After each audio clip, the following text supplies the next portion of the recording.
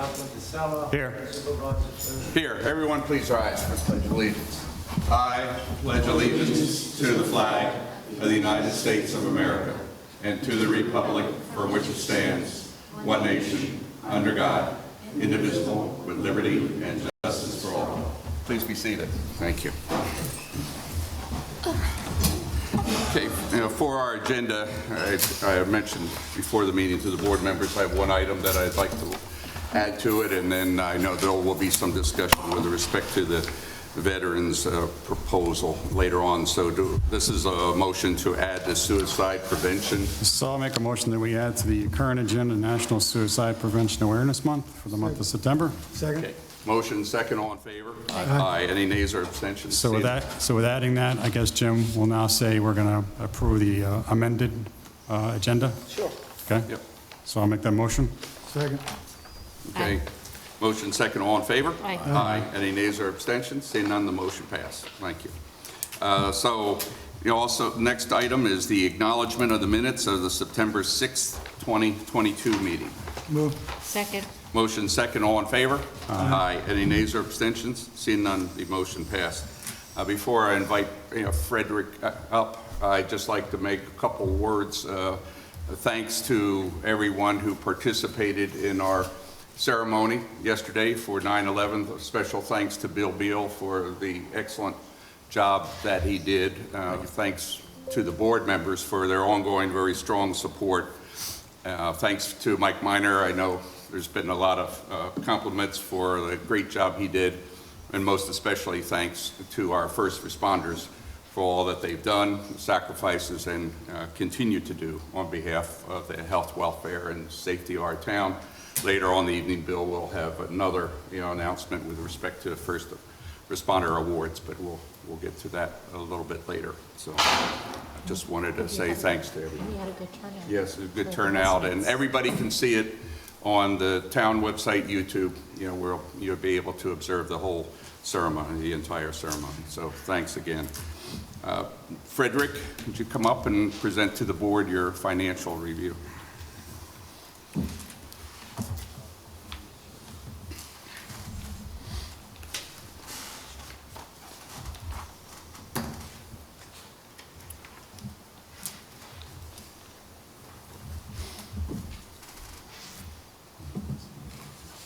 I'll take it.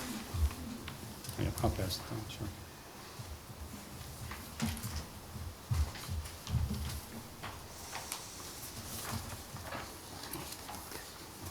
Thank you. Thank you.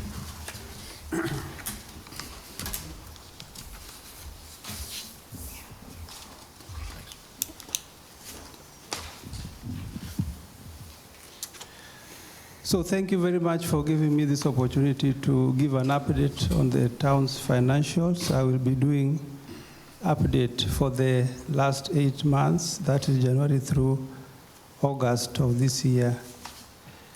I will look at our revenue highlights, expenditure highlights, where we are year to date. We are going to look also at our estimated end of the year fund balances. I'm happy to report that one of our major revenue items in the A fund is our general townwide fund. When we look at January through July, we have reached 250,000 out of 232, meaning that we have excess of 7% over what we budgeted for. Mortgage tax, as you well know, we receive these reports monthly from Dutchess County. And so far, when I add together January through August, we are at 729,000. That is after taking out the expenses, because what the report was is the gross amount.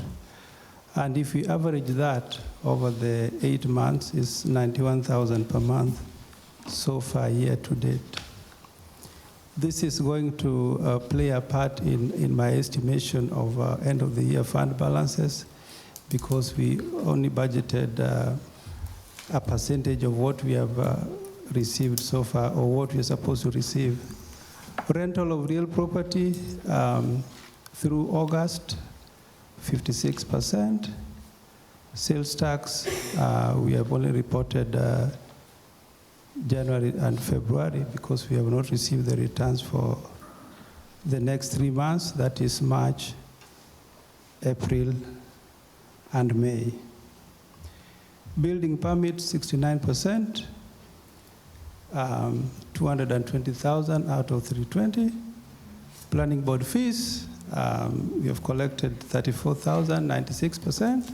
Safety inspection fees, 90,000, 226%. Zoning fees, 15,000, 99%.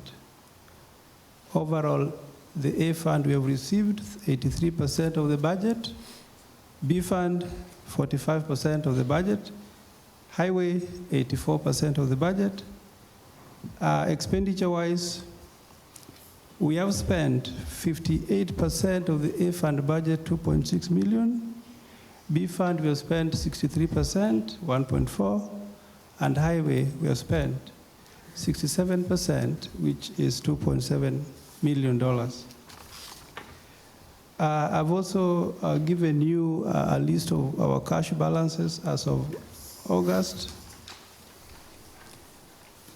And then lastly, I would like to share with you my estimated end of the year fund balances, because this is really what matters, not what we have in the account.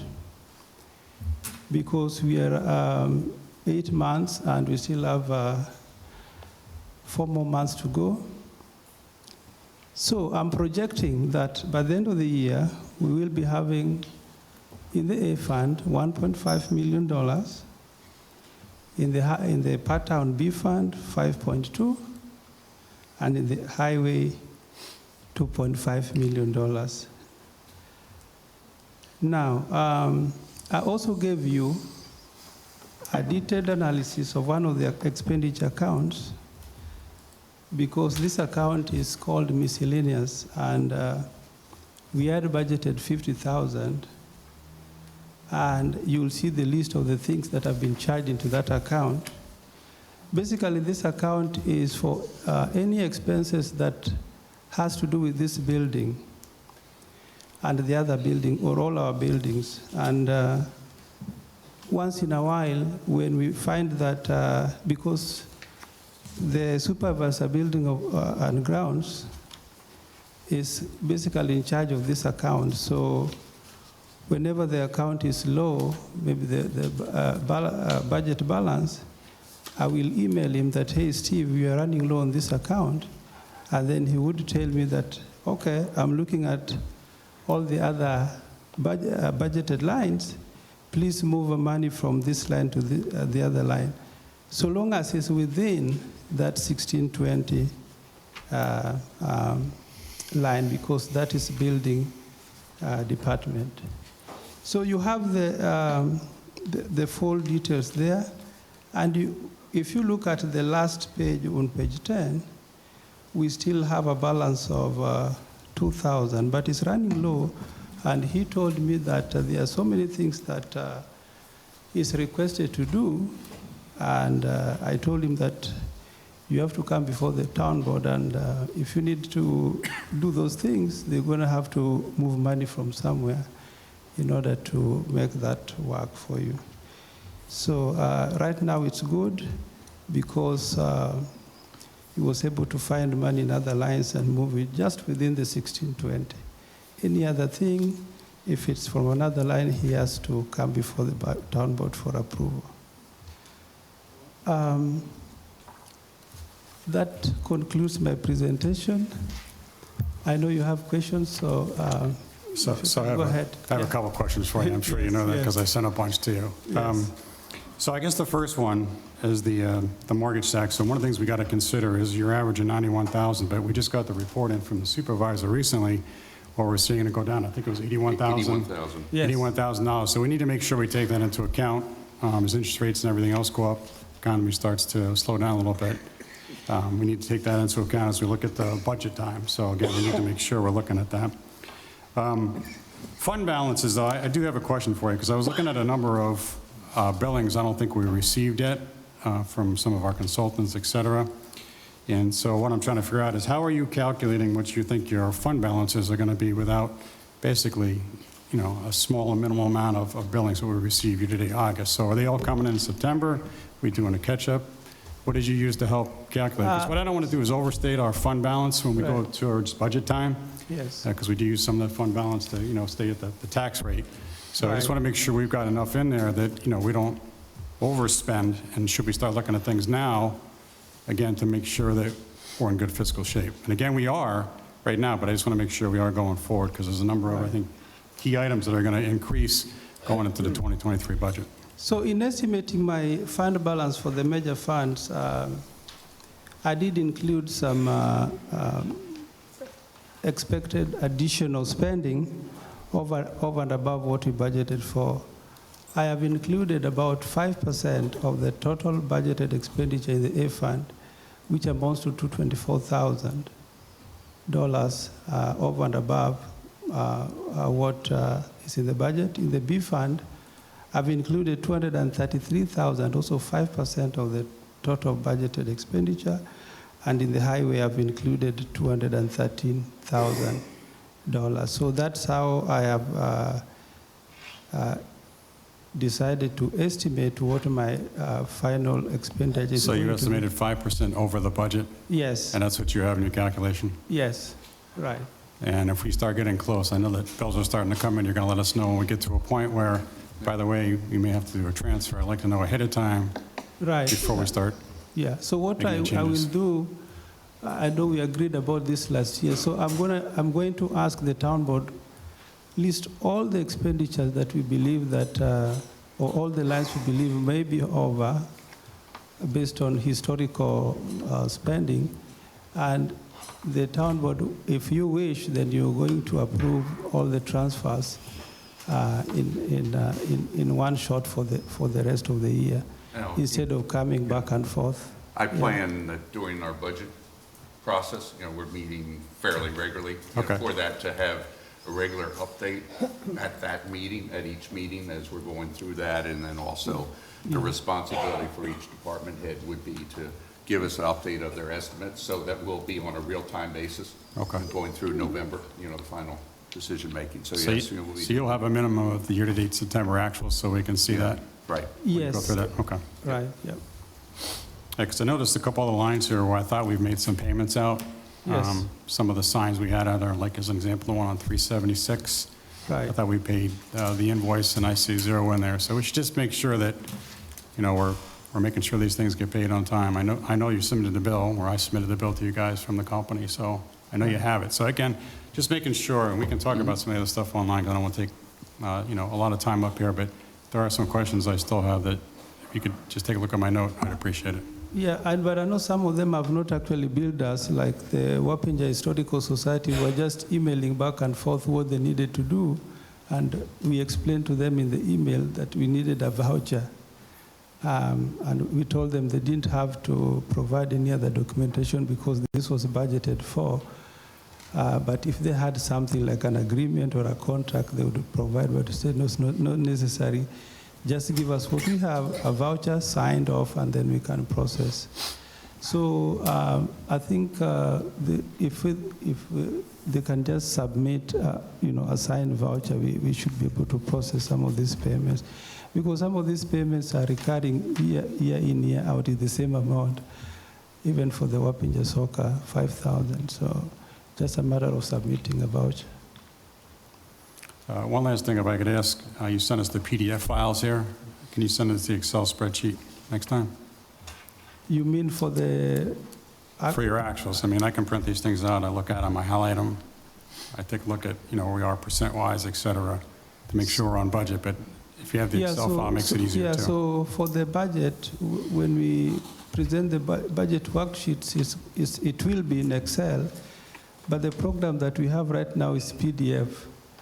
So unless we buy, a professional program that can convert from PDF to Excel, so normally what I do is I print the PDF, and for the budget purposes, in terms of the actual year to date, then I have to key in the actuals from the PDF printout into the Excel.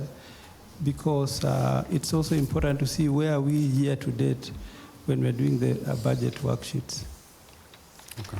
Yeah. Any other questions for Frederick? Okay. Thank you, Frederick. Thanks, Thank you very much. Thank you. Yep. Okay. I'd like to have a motion to open the public portion of the meeting. I'll move it. Second. Motion and second, all in favor? Aye. Any nays or abstentions? Seeing none, motion passed. So anyone has any comments they would like to make with respect to the agenda items listed in section 5 and 6, please come on up to the podium and identify yourself and state your question or comment. Seeing none, I make a motion to close the public hearing. I'll second it. Okay, motion and second, all in favor? Aye. Any nays or abstentions? Seeing none, the motion passed. Now we'll move into the discussion session, and I'd like to take prerogative. Christian, I believe tonight's your wife's birthday? Yes. So I'd like, if the board doesn't mind, move him up first so he can get out and have some bliss at home. Oh, I'm sure you are. Now you're That's right, being, you now can you're being make up less for it. trouble. We'll send her Come on up. our best wishes. Yes. Well, I had to cancel twice. Oh, God, that's not good. No, he means cancel He means this meeting. cancel this. Oh, Cancel okay. coming to us. Not his wife's birthday. That's what No. I thought. You were kidding. Thank you, Christian. Thank you. Coronavirus got me pretty good. Thank you so much. Thank you. Thank you.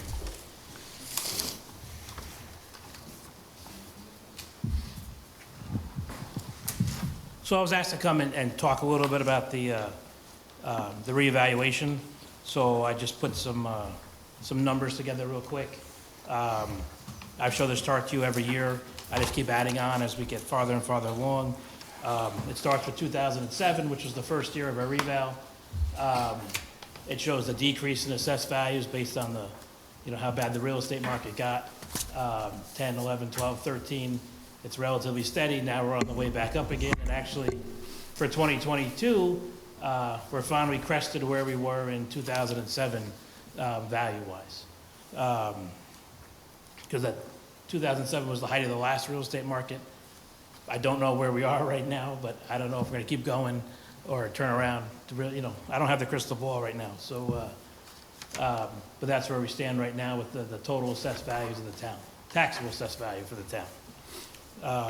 The next, Christian, just one, so 2007, is that 2007 valuation date, or is that the 2007? that was a 2007 roll, Okay. which would have been the 2000. July 1st, 2006, which pretty much in all the analysis that we've done, in retrospect, that was pretty much the height of the market at that point in time. So not a great time to do a reval, but we did it. So, and we've kept up every year except 2020 because of the coronavirus. The next chart is an interesting one. It shows a number of assessed value changes that we have, and then a number of grievances filed. You can see the last 2 years, we've done a lot of changes for 2021 and 2022. The real estate market's been doing very well for those years. We increased a large amount of assessments, but the blue line is the number of grievances that we have, which is not a lot. So I think for this year, there was 152 grievances. And I think for the year before was 160. So based on the fact that we have over 9,000 properties, but we're at 150 total grievances, and that includes the stipulations that I do with people who come in and see me after the roll is put out and before grievance day, I think that's really an excellent number. So the International Assessors Association says during a reval, you should expect 4 to 5% of the properties to file a grievance. But below, right here, we're below 2%. So I think as far as valuation, the market's up. I've done my best job to increase the values of the assessments, but keep them as conservative as possible. And I'm hoping people realize that when they got their numbers, which is why we didn't get a lot of challenges. The next slide is something I just put together. It's only the Wappinger Central School District, but it shows the district is large. It covers all these towns. But if you look at the value of the district from 2021 to 2022, it went up about 10.15% in total value because almost every town and village that's in the school district has done a reevaluation except LaGrange, which is one of the really small little portion of the district. So the school district themselves, they only asked for a 0.82% increase in their levy. And the fact that the value of the assessment roll increased so much, I kept telling everybody, hey, your assessment went up 8, 9, 10, 11%, but we're expecting to see a corresponding decrease with the tax rate, especially for school taxes, which is really the big bill everyone's got to pay. So that's the one we get the most complaints about, because that bill is $4,000, $5,000, $6,000, $7,000 for a lot of people. If you go to the next slide, you'll see what the tax rate is for Wappingers this year. And for the 2021, 2022, it was 16.57. This year it's 14.85. So we have a decrease of 10.4%.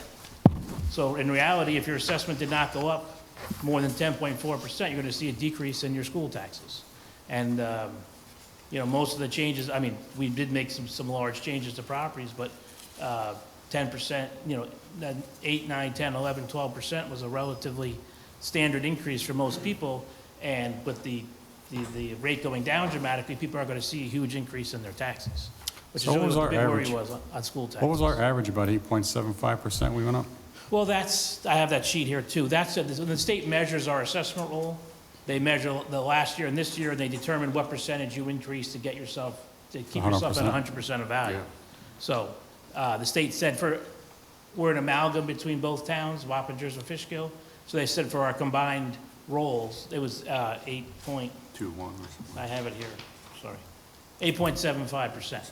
So, which was actually the lowest in the whole county. So I was going to show you that Okay. that piece of paperwork next. So, like my school tax bill actually went down a little bit.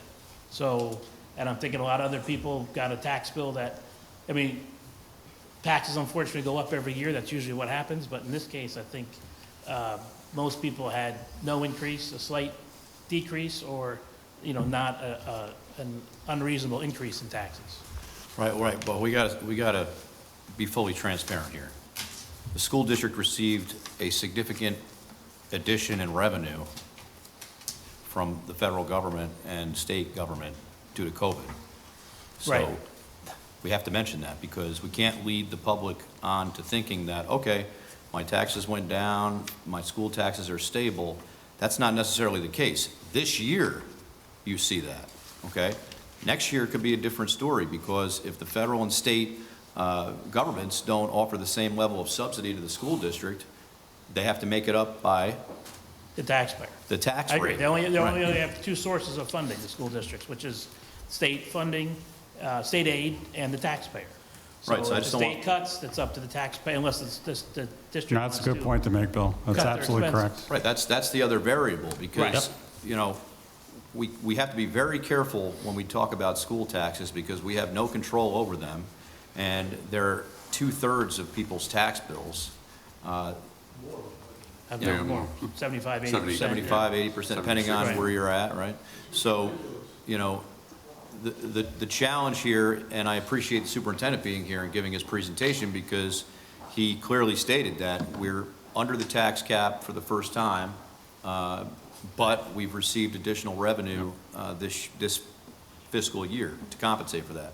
The other thing is, folks may not realize that there are a number of things exempt from school district budgets under the tax cap that local governments do not have exemptions for. For example, I believe retirement is a big part of that. The retirement expenses within a school district are separate and distinct from the 2% tax cap, and Jim, correct me if I'm wrong, that's not the case in local government. So we have to work much harder to maintain that balance than other entities, well, school districts, because that's the only one that's exempted from a number of those Well, things. the other big thing is debt service. Debt service, right, that's the other one. Well, all I can speak to is what they did this year, which, I mean, we have had years where they've hit us really hard with a tax rate increase. Thankfully, this year, it's a relatively large tax rate decrease. So we don't know what the future holds, but hopefully the school district is going to do their best job to help the taxpayers. But that has not always been the case in the past. No. And So- it's very important that the public gets out and votes at these meetings and pays attention to the budgets that your school districts are putting in. You have the right to say yes or no.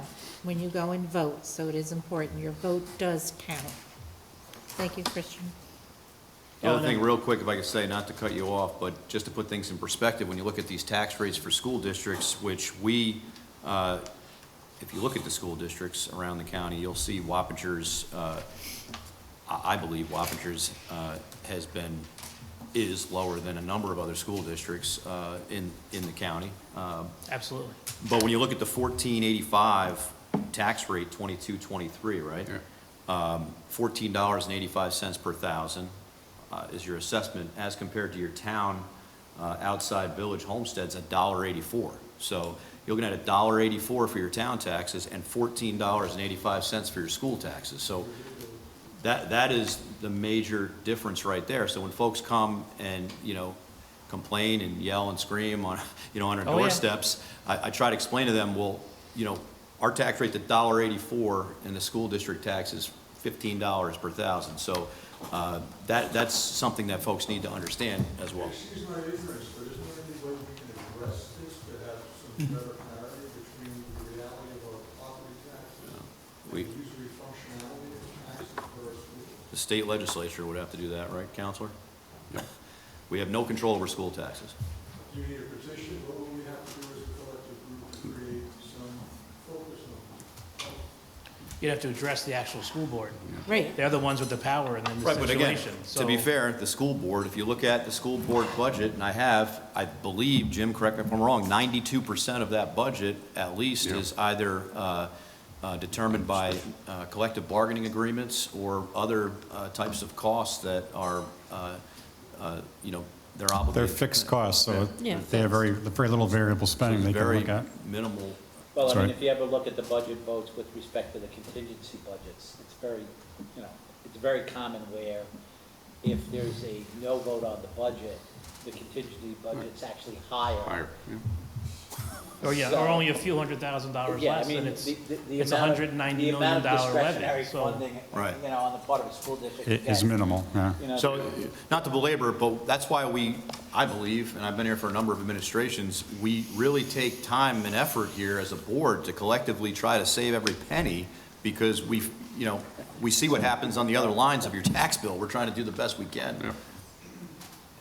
No, the only reason I brought that up is it seems that even with the best intentions and not making anyone a negative go to, but it seems like such a huge proportion of this is without our control or our say, and it doesn't seem like proper representation. Well, the check and balance is the school board. The school board is an autonomous entity. The school district is separate and distinct from each municipality, and it's all by nature of the way it's designed through the state legislature, and that's the only route Yeah. that you can argue. We do our best with communication and Yeah. bringing in people to speak, but not much more we can do. I would certainly request that, being relative newbie. I never used the system, I was always in a private facility with a shop. Well, Hayden, go to the school board and raise it with them. They have regular public meetings, and That's who you elect, because we too. can't, Yeah. You elect these people on the boards. so. Okay, one more. See the gentleman, we tried last year through Facebook media, with local radio, communications, Facebook groups, to educate the public on the school boards. But we are fighting a very mechanized machine for union budgets to pass. And we had our candidates out there in radio interviews. We had them social media, what they planned, but most of the people we put in failed because of the union machine. Well, let's not get into that, Tom. We all have to deal with Well, I'm just saying, our unions, yeah. Tell the gentleman how things are working. So anyway, just to circle back, I was just trying to paint the picture of perspective with a tax rate for the town Right. versus tax rate of the school Yeah. district. And let me just say in conclusion that, we all collectively, as we said to the superintendent, we appreciate the work that the school district does. It is frustrating, though, because there's such a disparity between school tax rates and other tax rates. That's all. Thank you. Thanks. Christian? But Christian, thank you. This is very Yeah. informative. And I had one more slide for Yeah. Beacon, Okay. too. if Go you Yeah, I ahead. see that. Thank you. Since So, we include Beacon. Beacon had a decrease, not as much as ours, but they asked for a larger increase from the taxpayers on their budget. Where Wappingers was .82, I want to say Beacon was 2.85 or something that, I forget what it was exactly. But again, they saw a decrease as well. And I know, being the Fishkill assessor, the properties in the Beacon School District in Fishkill, and knowing the assessor for the city of Beacon, they raised those assessments like we did. So the decrease wasn't as dramatic, although their rate is lower than Wappinger's. For many of our residents that are new and are not familiar with the way that the school districts work, Beacon School District does cover part of our town, particularly Councilwoman Bettina's ward. And so that's why we pay attention to what they also do, since they are providing school to an important part of our population. Thank you, yeah, thank you. I also provided you the list of all the grievances that were filed this year. It's all public information, so there's no need to redact anything.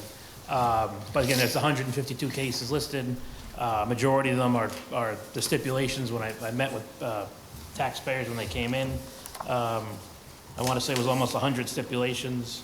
And then there were there's people who came in who didn't see me, so they would come to the grievance board, or they would just mail in their grievance, or we had some tax challenge companies who filed some cases and some commercial properties. But again, the whole roster of 152 cases is listed here. So if you look at the 152, how many people you think came in and grieved? About 100? To come and see me ahead of time. That actually grieved and you made reductions or adjustments? I made 94 or 96 stipulations. So about 100. Not everybody who came in obviously got a stipulation. And then when grievance day happened, I think we had about 19 people came. Now, your 152 includes commercial, so it's not Includes just residential. commercials, it also includes the, And was there about 10 of them came in for commercial? there Or wasn't a lot of commercials. did we change any of those, do you know? I'm sorry? Did we change any? But one of those we just settled last week. I mean, the last board meeting, the Wappinger Wappingers Shopping Plaza? Center. Okay. Right, they I think filed. we have about 7. Yeah, I think here there's 1, 2, 3, 10. 4, 5, 6, 7, 8. Well, some of these are the same property Right. with a different name, but it's the same owner. Well, yeah. So there's 9 listed here. 2 we just settled. Okay. So, but Jim and Greg usually take care of the commercials. You know, that's the lawyers bring those cases, so the lawyers talk, and then we eventually figure it out. So, and then I also brought that sheet, I think Al was seeing this, but this comes from the state, and unfortunately don't have it put up on the screen. Thank you.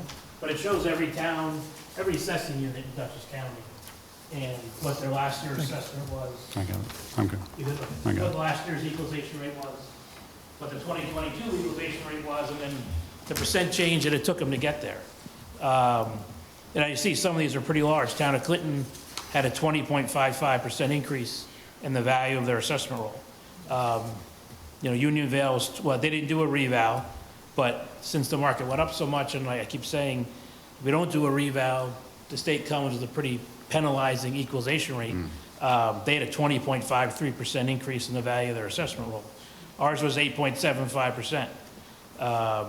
So some of these, like I said, there's 16, 13, 18, 16, 14, 17, so some pretty large percentage increases. So why are some of these municipalities not at 100%? Because they don't do reevaluations. There's only a few. It's LaGrange and Unionvale used to do them, but they dropped out. Hyde Park hasn't done a reval. I can't say what, I mean. Right, so just and then Amelia, well, no, what's the other town? so what is, so by not doing regular revals, their equalization rate is determined based on the fact that they have not done revals? Right, well, what the state does is they come and measure your assessment roll, and they issue an equalization rate. And if you're not going to do a reevaluation, they're going to issue, they're not going to give you any breaks, basically. So when we do our reevaluations, they analyze my assessment roll, they share the data with me, we talk it out, we try to come up with a figure that we all find acceptable. In this case, they pretty much come out and say, well, this is your number, you know, we don't care if you don't like it. And you're pretty much not going to like it. And if you don't like it, go do a reval. So that's pretty much your only recourse. So we do better by doing a reval because the state likes to penalize the towns that are not. One of the big issues with not doing a reval is when you have a school district that spans multiple municipalities. So if you've got a Hyde Park at, 40% or 40, Hyde Park's at 44.75. 44.75, and the adjacent property, the adjacent. Town of Poughkeepsie's at 100%. At 100%. Right. It leads to big shifts in the levy. Right. So you could have one town that has a tax rate of 15, but the next year, due to the equalization rate shifts, that tax rate could be 18 all of a sudden, because it just shifts the taxes around. So it's in our best interest to continue doing reevaluations. I would say Absolutely. so. It keeps us at I would 100%. Yes. It keeps the commercial properties from really having, big cases, because as the equalization rate goes down, it increases the value of the commercial properties, and then they challenge, and then you lose value, and it's, when I came from Westchester, which is the land of non-reevaluation, and we were always getting killed on the commercial properties. So What they're happens? getting killed right down there right now. What happens if the bottom falls out of the economy and we have assessed valuations that are now significantly higher than what people are paying for real estate? How does that work? Well, then we lower assessments. So, when I started in '07, it was the height of the market, the values were the highest. After that, I reduced assessments for 5-6 years in a row until the market kind of stabilized and then started increasing them, the market. So if the market turns around, and real estate really is a big cycle. You just never know where you are on the circle. Are you still going up, or are you at the top ready to go down? If the values go down, the assessments will go down. So the values, I've never had a problem reducing assessments when the market shows that the value's not there. so the state tells you what values to use, correct, and it's always on a one-year lag? No, they don't tell me what values to put on. They tell me where they think my assessment. They give you a range, and then what you do is you can go back and negotiate to get you the 100% assessment.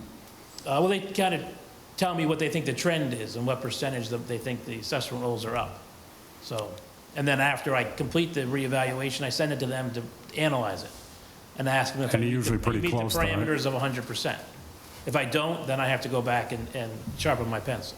But you're usually So- pretty close, right, between what they kind of think the range should be Yeah, versus we're where you're usually coming. really close.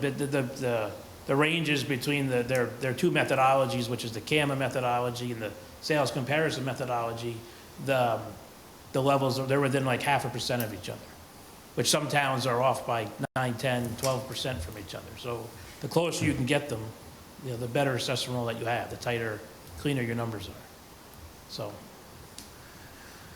So base rate proportions, homestead versus non-homestead, how does that figure into this? Well, that's a big calculation that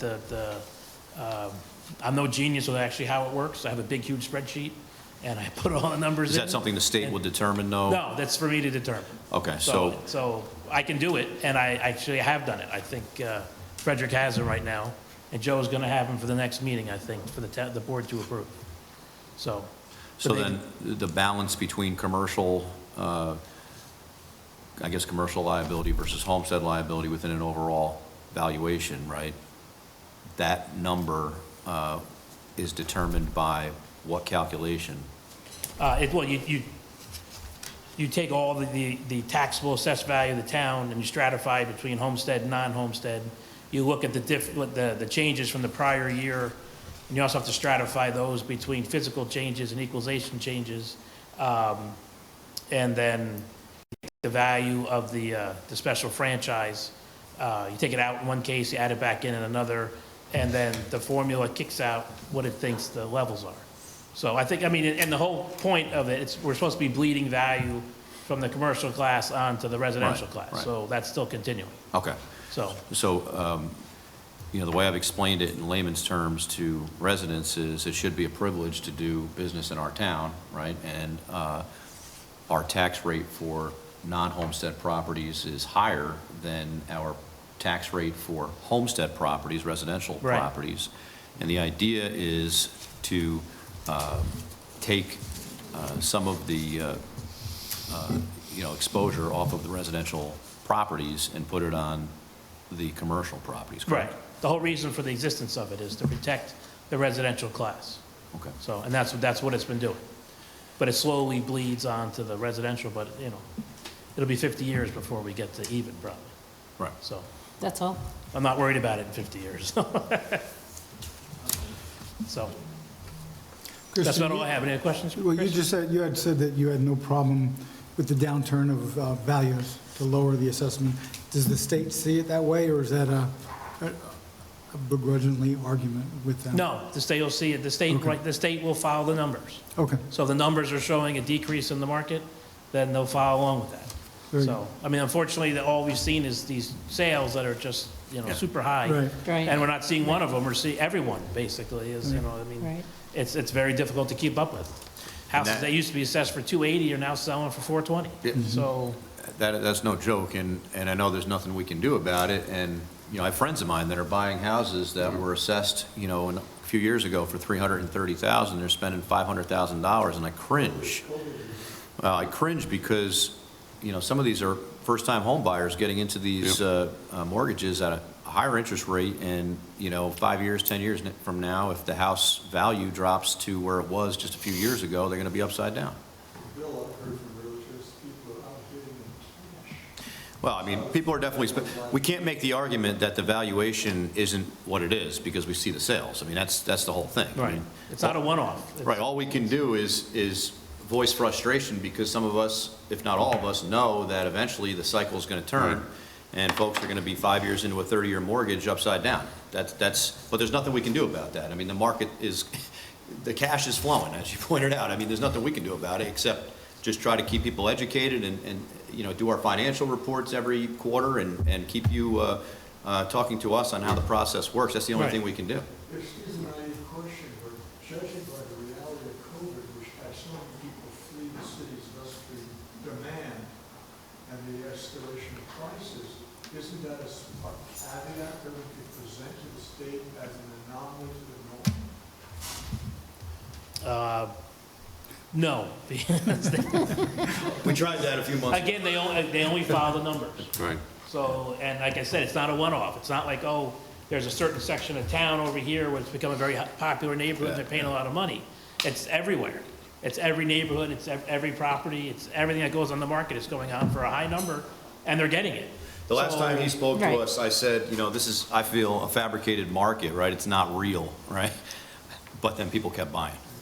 And we're still seeing the value out there. People kept being spending high. money. So, listen, that's my personal opinion, by the way, and we all have our own personal opinions. But ultimately, I have friends, you have friends that are spending a lot of money on property in our Right. town, and that's their right. Let's let Christian get home Yes. to the To his wife, birthday. please. But before you do, thank you and your staff, particularly Loretta and Tom.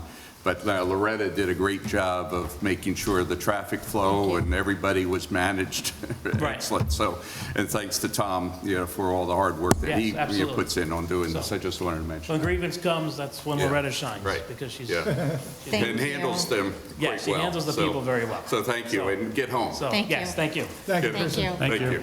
And we just appointed a BAR member, correct? Yes. Yes, so so do we have any other vacancies right now?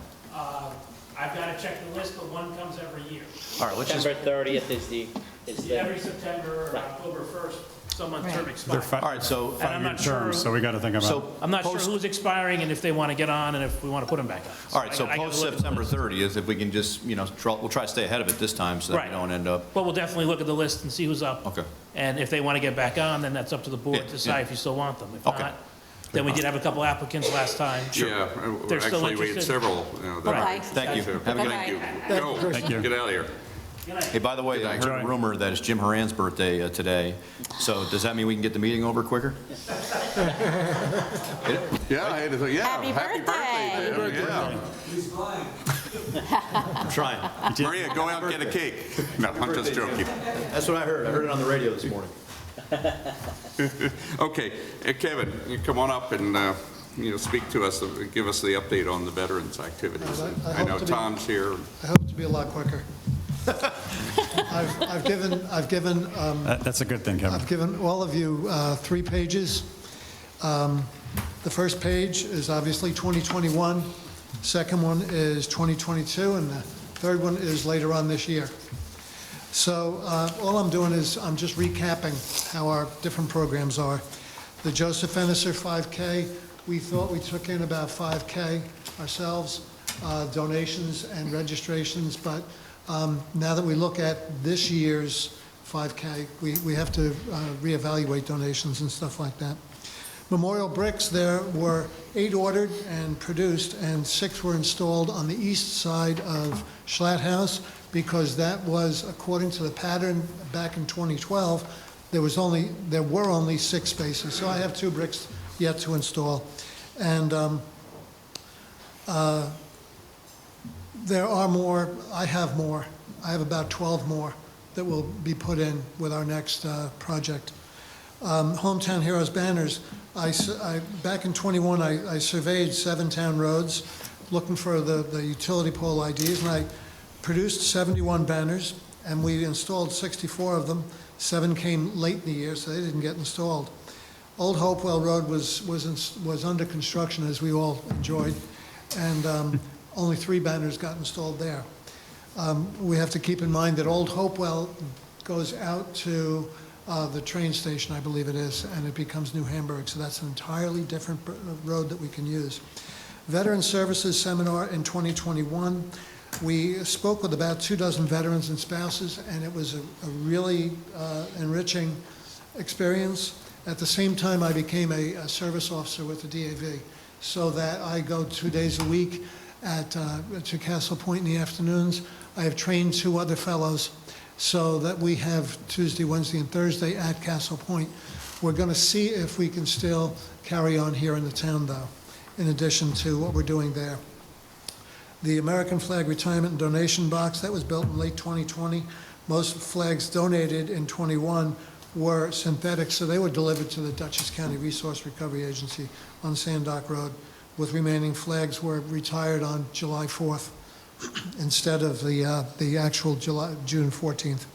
The book sale, that report is basically under audit because we had costs, and moving into 2022, we did the Joseph K. Ennisser again, and we had over 100 applicants again. We tried advertising, but that didn't really increase. I think we just advertised in the wrong I'd like to, fields. I was remiss in not noting that, and I saw the brick too at the Sergeant Palmatier Memorial, is that Joe's wife, Aileen, had passed away, Yeah. just the other day, and we're deeply saddened, Yes. by that, and we'll look at that since Joe played such a big role in our community, as did she. So, sorry to interrupt, but I had forgotten to mention that. No. So in '22, this year, Memorial Bricks at Schlatt House, 8 bricks were ordered and produced, and they're going to be installed on the other side of the memorial. And I'm going to try and keep the original pattern because it's so very nice. Now, I have a couple of 8x8 bricks, which are obviously larger than the 4x8 bricks, twice the size, and I'm going to try and have that in the middle. I have another Bill, the fellow who did the memorial initially. I can't think of his last name. What's his last name? Anybody? Parsons. I've got another brick for him, and it will go on the other side as well. Hometown Heroes banners. I have a question which I did not write on the page that you're looking at, and storage for the winter. Can I use the storage room again? In the conference room here, correct? Pardon me? Putting them up in the conference room here? Yeah, no, they're all going to be taken down. We have Right. 123 of them. And so I would like to use the supervisor's storeroom again. A couple of tables, and what I do is I wipe them down, and we put them up. I would like to alter that display a little bit. I know that we do holiday decorations here. I would like to do the hanging myself, because we have nails up. So it's a cakewalk to do that. Yeah, it was very nice. That's fine. And I would Yeah. like to do it As- in between our occasions, our programs. Does the current storage allow, what you did last year for the right ventilation and It seemed to. preservation? It seemed to work okay? I was wiping them down with alcohol, and the alcohol, it evaporated really quickly, so Okay. that tells me that that's Sure. a really good space. Yeah. Moving along, Old Hopewell construction is complete, and there were 2 additional banners installed. A side note is that, the program isn't going anywhere. I'm constantly being asked about the program stopping. Well, it's not going to stop until we run out of utility poles, which we won't. The other thing is that, I lost that train of thought. Moving on down, veteran services and disability claims, going to repeat in 2022 what we did in 2021. And I say that 3 have been trained by the DAV. American Flag Retirement, in 22, we had a nice ceremony. It was small. I brought in some DAV guys. Have to advertise better and more.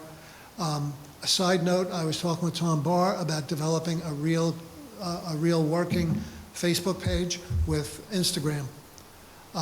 Jessica and Tom and I met and out of Schlatthouse, and we thought that linking Instagram with the Facebook would really increase the coverage so that everybody will know about everything.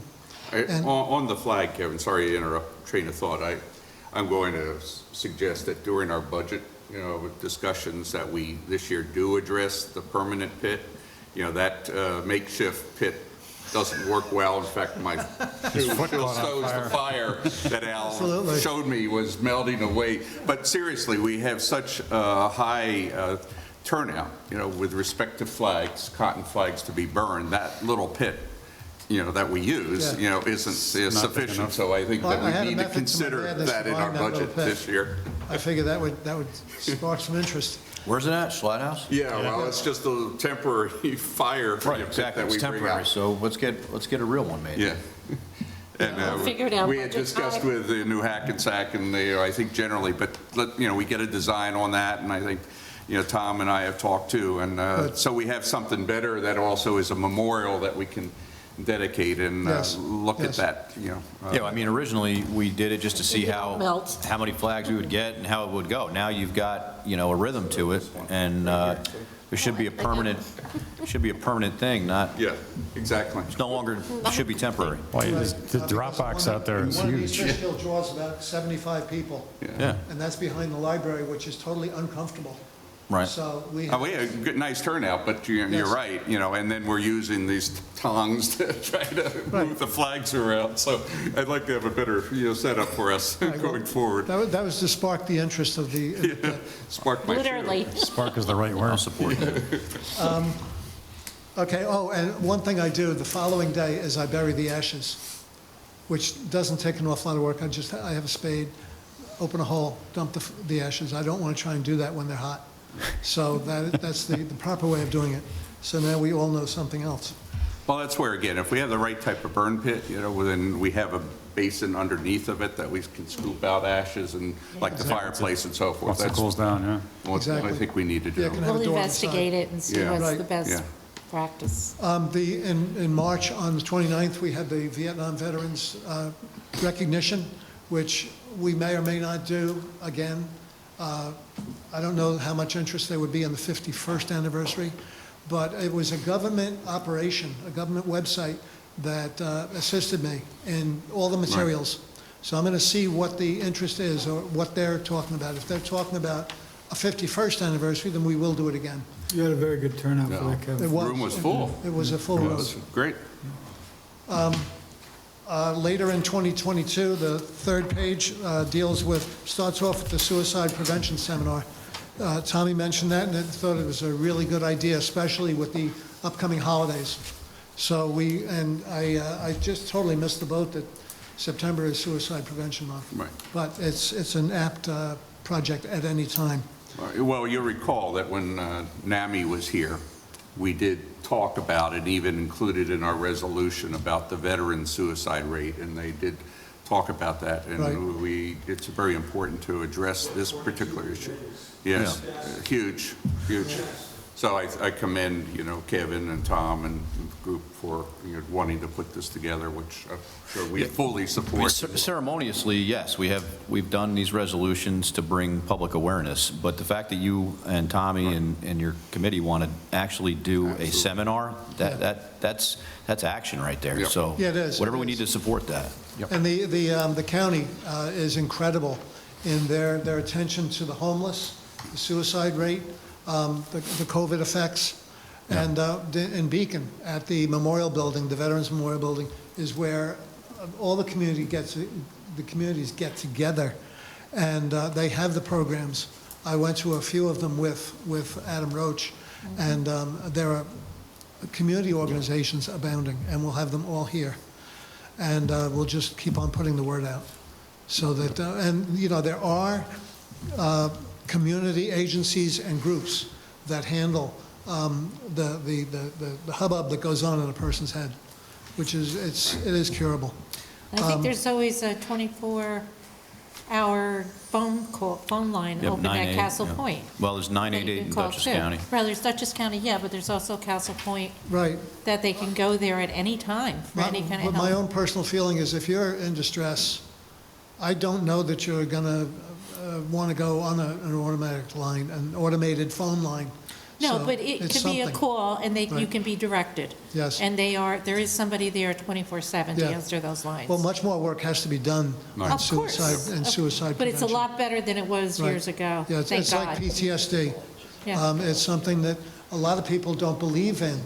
They don't believe that just anybody can get PTSD. No. You know, your favorite dog gets run over, and boy, that smacks you really good. And that's something that comes alive to you every once in a while.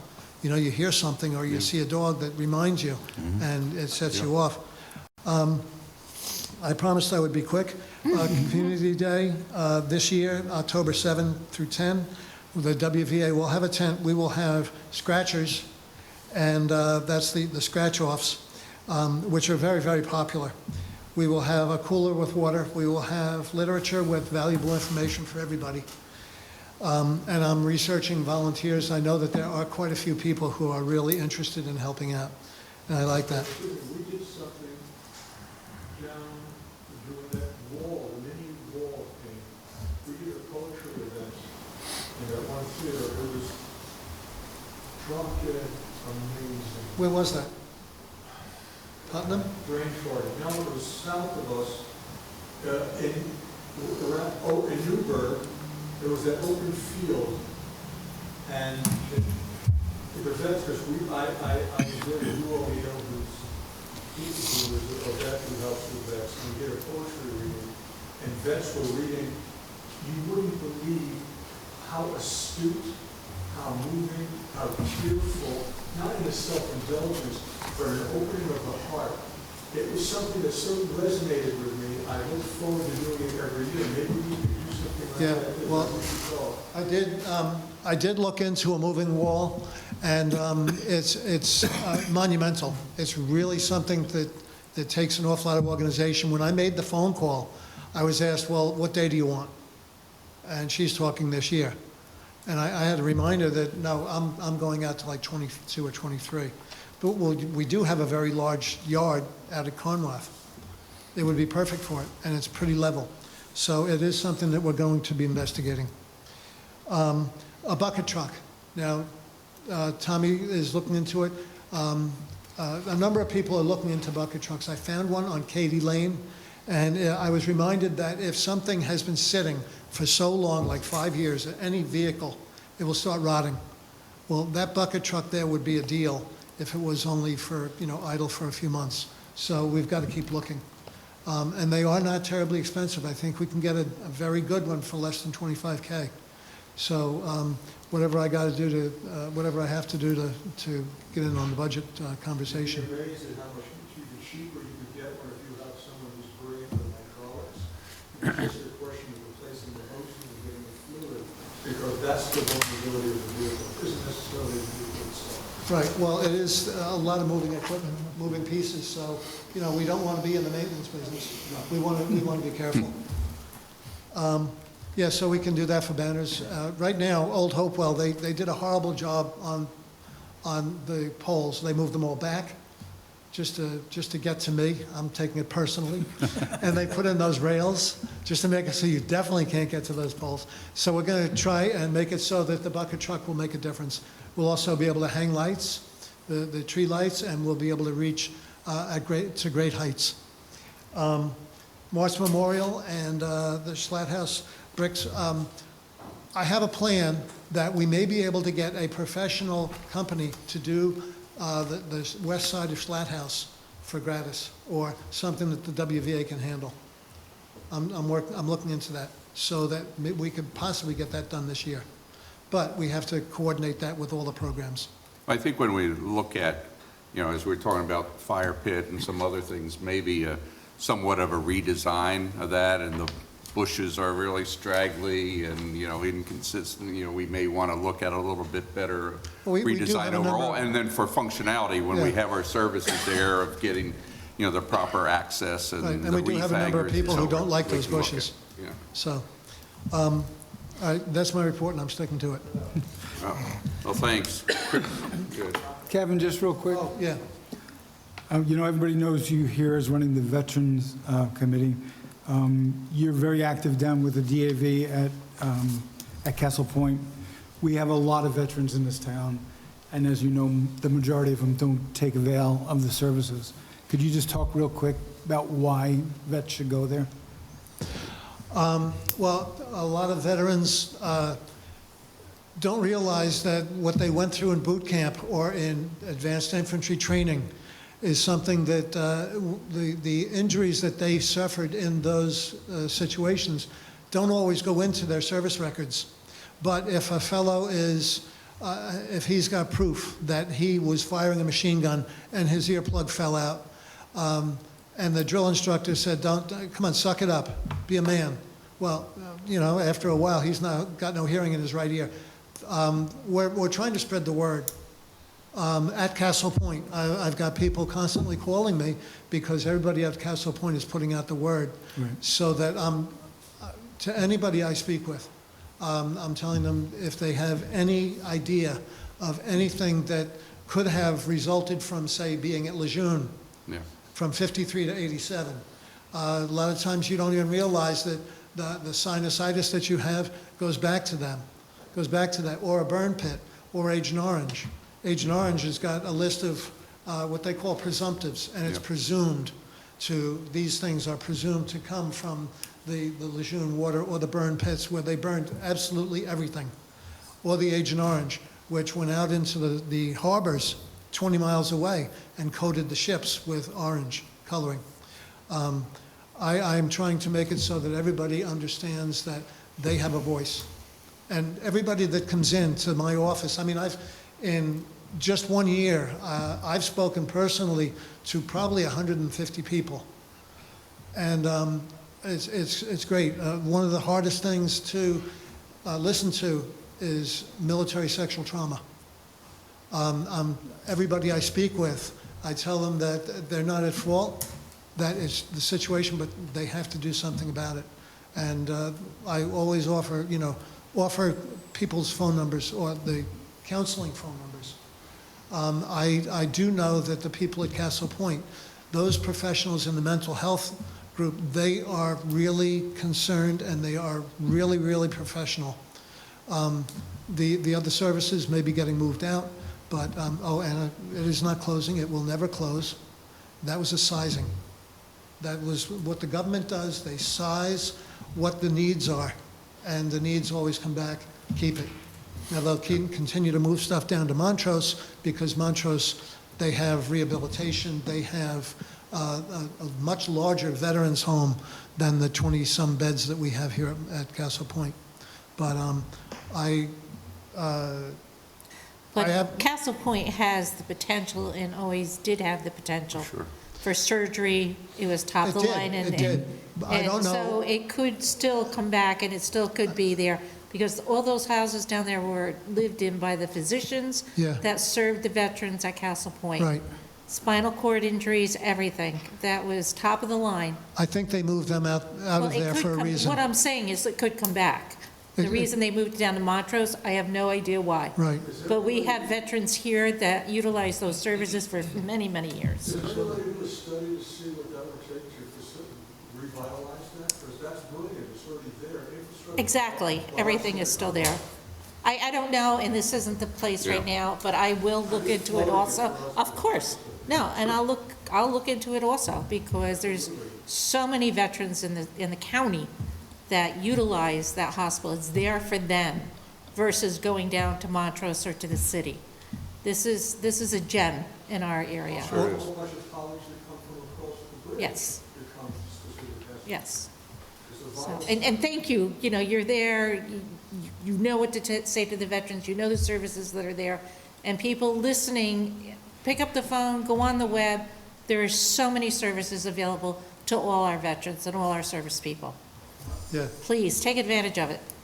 And you know, part of, also, I want to mention again that, you know, Kevin and the group need volunteers. So for all the people that are, you know, listening, watching, you know, tonight, as we've said a number of times, please volunteer your services. You don't have to be a former military, you know, person, you know, to do that. Kevin needs it. You know, we have great volunteers like Tom, but we need that help, you know, going forward to expand our program. And also donations. You know, you have a 501c3, which can accept donations in addition to what we, you know, budget each year for the Veterans Group. Right. Also, too, is typically, when we do our veterans seminar, I decided to do it in September, what's the date on that? November 19th. No, November 19th, because we just went through the trauma of 9/11, of the folks who dealt with that, and we're coming into the holidays, so we need to reinforce the services of the county and this town. One of the things I did, I reached out to our friends at Meadowbrook Farms, which makes homemade donuts. And you remember the veterans came to USO, the Dolly Donut, or Dolly, will have coffee and donuts, and they're going to take care of that. And one of the other things that I'm working on, a small project, which I'll put out here, myself and Dr. Bonk been communicating in reference to one of our veterans who's buried at St. Mary Cemetery. His name is Major Thomas Francis Tabraco. He was a P-51 fighter pilot, the 479th Fighter Group. He was killed March 1st, 1945, towards the end of the war, shot down over Germany. You know, it's an impossible task to get a school name changed.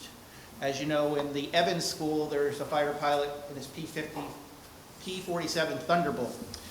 This pilot we are discussing it, and I think the Wappinger School Board, and I hope the town board and the group backs me on this, we're going to be we're putting a memorial plaque at the Wappingers Junior High School in honor of his name. It's in committee through Dr. Bonk and our correspondence, and it should be done sometime after Veterans Day. And there is a banner of this major in the village of Wappingers on 9D. So that's what Sure, we're working great. on, so. Absolutely. Thank you. Anything else? Thank you, Kevin. Thanks for everything you do, Kevin. We Thank you. appreciate it. Yeah. And if people want to, you know, buy a brick, buy a banner, buy whatever, is it online? Yes, it is. It's on the Okay. town website. The form is, right? Yes, yes. Okay, And I'm perfect. working with Maria to work out the kinks, if there are any questions. Well, the same thing, I'm sure Tom can also help you. Right. He's very good with Definitely. the system. Definitely. To get that out there, because people in TV land, you know. In fact, they go Maria and I and online. Tom had a meeting this morning to talk about, you know, a number of those things. And do you so, still have meetings, Yeah. monthly meetings? Well, we have Zoom meetings. Because I haven't seen any invitations, so can you please Yes, re-invite the yes. board? Yes, dear, we will. Thank you. Yes. Kevin, thank you for being a true Kevin, thank you. advocate. You're a true advocate to the veterans of this town and beyond this town. I mean, I'm sitting here trying to think of one word to describe you because you do so much. And seriously, you are a true advocate. Yeah, well, not every town has someone like this that goes above and beyond and spends hundreds of hours along with your committee thinking about others that may live in our town or may not live in our town. It Right. doesn't matter. There's no boundaries to you, and we greatly appreciate that. Thank you. Thank you. Thank you, Kevin. Thank you, Kevin. Thanks, everybody. Tim Moot? Good evening, everyone. Just wanted to give a quick rundown on some of our project status. The big one that came to light recently was Carnwath. We received an inquiry from the county relative to when the grants are due to expire. And the ADA project, which is a $150,000 grant, is due to expire. Actually, I don't have the hard date, but we need to ask for a request by October 2022. The water main, which is a MIG grant for $50,000, is due to expire in January of 2023. We provided the county a 30% set of drawings for both the ADA improvements and the water main service connection. And generally in our industry, when we prepare those level of drawings, we create a budget estimate to see where we're at. Our design intent was to have a seasonal use building for the ADA community center, and in the terms of that, it would be for summer use only. The county grants lady indicated that the funding would require a year-round access to the facility. We have looked at what it would require to basically provide plumbing and heating and electricity throughout the building on the first floor to accommodate the one main room, which is going to be about a $465,000 budget estimate. And taking into account that the grant is only $150,000, that's quite a bit of a difference that the town would have to encumber as part of capital costs. If we were to do both rooms, which is the room next to the kitchen plus this room further down, it's about a $730,000 budget estimate. And that also includes all the site work and the ADA access on the exterior. Relative to the water service, we could approach it in a couple different ways, but what we have right now is called a hot box. It's an insulated box outside where we would need a pressure reducing valve and some appurtenances, and this way it would keep it from freezing. But at $140,000 budget estimate and only $50,000 in grant monies, that leaves, you know, the balance to encumber there. I'm just informing the board right now. I mean, they're big numbers, and this just came to light. I had talked to Mr. Haran and requested that they provide language in terms of the grant that it absolutely has to be year-round, because that's kind of the deal killer at this point, it would seem. But also on your packets tonight, another thing to think about are energy performance contracts, and I've given Jim a copy of this. But we do a lot of work with schools and other municipal entities, and an EPC is short for energy performance contract, and oftentimes it's a way to leverage capital improvement costs without having to pay the cost outright. It's a pretty kind of complex process. It's legal. A lot of it has to do with funding and incentives from NYSERDA. We at CPL have hired our own sustainability principal who really knows the ins and outs and how to navigate these processes. So I'll leave you with the packet tonight, but certainly something like Carnwath, if you were serious on trying to get the project up and going without having a direct payment of capital improvement costs, this could be a consideration. You could also consider roping other, it has to do with energy performance, like putting in, you know, state-of-the-art boilers or things that you're going to gain in efficiency from. You know, oftentimes even windows, lighting is the no-brainer, but Central Hudson has already kind of done a lot of incentives with lighting. But it's just another funding mechanism to consider. And I could bring Greg Royer, who's our sustainability guy, I could bring him in, and if you guys are interested in hearing more, we could set up that. Are these prevailing wages? Yes. Fees? Yeah. And there ain't no way around it? Nope. Show the representative. Tim, and this could be done with respect to other facilities or other Yeah, properties. so you could look in at all the We town can look at facilities, all like of it. even town hall here about, I mean, we're replacing Steve- boilers and stuff. but- Steve, didn't we do a lighting project with one of these grant programs I think when Lori was supervisor? We've been through several programs that Central Hudson has offered. This building, the highway buildings, Robinson Lane buildings have all been converted to LED lighting through those programs. Because Carnwath is vacant, it doesn't qualify. And basically the way the Central Hudson programs worked was that the cost of the project was amortized through the electricity bill, and the savings on your electricity bill basically made it so that you really weren't paying anything for the improvement. And it's the same principle. I mean, the lighting is always the low-hanging fruit because it's right there, but we've done it with roof replacements, roof insulation, insulated windows, and boiler systems. Even like building management systems, you know, like kind of roping that all together, so. So what exactly is EPC? Is it like a grant program? What is it? No, How does it save us in my money? layman's terms explanation, let's say I solicit Jim here as an energy service contractor or an ESCO, and Jim will kind of look at your facility. We do an X checking to make sure, I mean, there's rules, and you have to, like you use the word amortize, you have to show, like, say for instance, the boilers at Carnwath were replaced in 2000, they're completely defunct now, so it's not even like an efficiency question. Right now, the efficiency is 0, but if they were replaced with, 90 some odd % efficient boilers, there's gonna be a certain amount of savings in your fuel and all the rest of that, and that's what gets amortized into paying Jim back. Jim's gonna provide you the boilers, and over time, he's gonna reap the benefit from the savings. The town gets the benefit of the new boiler, but they're not having to pay it as an outright capital cost. So we don't have to pay it up front. No, we'd have to figure all that out and take into whatever components would qualify for the program. So you want to get as much as you can in different buildings as well, if you really want to. And there is some grant funding or some incentives from NYSERDA for most of these programs. So, I just heard on the radio today that I think natural gas is anticipated to increase by 39% because That's what happens when you can't get supply. so. Well, I think oil has gone up, how much? Well, yeah. That has heating never come oil, down.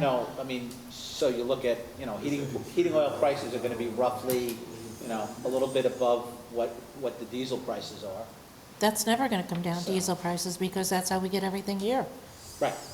Tim, So, you look at it, is geothermal Doesn't matter, though. cost prohibitive? It's not prohibited. I had it on our house in Wheeler Hill when we were there. And with the rebates and so forth, it's actually pretty good. Because I know And it's safe. Ford College did their whole new theater. Usually what we did was make sure and solar on that Wheeler Hill place. And it did reduce to a big profit, big reduction. I know it's, land plays a part. I don't know. But since we did it, I don't know. water then running it through the ground and then the cash flow, so they look at it. They build that out with it. Might be something to look Yeah, at. something probably. I didn't hear your question, sorry. Geothermal. I think, Tim, it's probably, worth us looking at this as part of, when we're in the budget process, we're going to be looking at capital planning and cost. And I think, as, what Chris and I were just talking about is the combination of this, the solar, geothermal, which I had done Solar and at geothermal our previous are house. And that was, for a big property, that actually helped, Yeah. significantly. And another thing, I guess, because of state initiatives, it's driven by NYSERDA. I know the EV charging stations, there's a program for that. And I'm hearing they're gonna start to limit, towns even being able to buy a gas-powered vehicle, they're gonna kind of California's shift that. restricted. I don't know how true all this stuff is, but. Teslas with generators on the back of them. Yeah. So I think we could talk some more, but I think in the context, if the board agrees, at least we need to look at from a capital planning It's a point of view. consideration, it's just Yeah. another avenue to, like the gentleman's saying, you could say theoretically get Carnwath online so that it is a full-time thing, now it becomes usable space like that, The question becomes at what cost, though? Right, well. Right, exactly. And so that's something we got to look Well, at. because we have so We have many to look things at in Because right this now, town. looking at the numbers you suggested here, I mean, whether it's 465 or 730, they're big numbers. Yep. And that's just for the first floor. I mean, if you Right. think big about doing the whole building, I think that's the kind of scale Absolutely. maybe that this would be in. Yep. It's a lot of money. The prevailing wage even pertains to a 501c entity? But it's town property, right. that's our problem. What challenge? Okay. Yeah, okay. Thank you. Well, let me Thanks, know, Tim, 'cause on I that, could bring yeah. Greg to the next meeting, or we could do a workshop or whatever, and he can run down, but he's the expert on it. I think, we had discussed before amongst the board the need to have some sort of capital planning, workshop, which of course is a Yes. public meeting. And I think I this is agree. what's going to be appropriate to Yeah. discuss this and some other projects that Yeah, we got a lot of we big have. projects. Looking at that. And, we've talked, Frederick and I, and we'll discuss more during budget planning with our financial advisors and looking out over the next few years as far as capital cost and bonding and so forth. So, this is something I think would be most appropriate. We can set maybe the next board meeting, decide in conjunction with the budget process of a public meeting, but, we call it a workshop, to discuss this further. Yeah, because the public's input is very important. Right. And just to have time, to talk about it, so, we can, address that maybe in the next meeting. Sure. We'll schedule tonight with respect to the budget process, but we can certainly add a So you workshop. probably need an answer by the next town board meeting on the Yeah. 26th, is that correct? Yeah, because. At least for the one. At least if we're gonna request the extension, because I think she needed a request in her hand by October 1st, so. Are there any conditions tied to the extension? We didn't get that far. I mean, I would We'll probably look at just that and be like, report back to us. Yeah. And if there's something more urgent, then let us know, okay? But, because I'm just wondering if they're going to make us, like as an example, we talked about water and sewer, you're going to have to bond for it. So that they want to see that kind of thing now, say we're serious about the 150,000 or not, so just Or need if to we know could that. get a year to get it Yeah, all squared right. away. And I think the big thing they wanted to see was progress, Right. like, Well, you provided the plans, And we but we provided still the have to plans. review. I mean, that was the preliminary plan, Okay. so, report back to us, or send us, a note An when you email, find yeah. out what.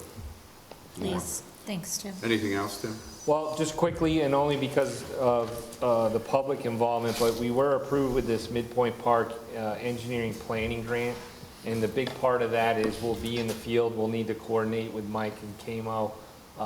We don't anticipate an interruption of service, but we'll probably post through the website like we did for Wildwood, and just a heads up to the neighborhood. I don't have a date yet, but we're actually waiting for a little bit more precipitation so that we can see some wet weather conditions, but that's going to be on our horizon over the next couple months.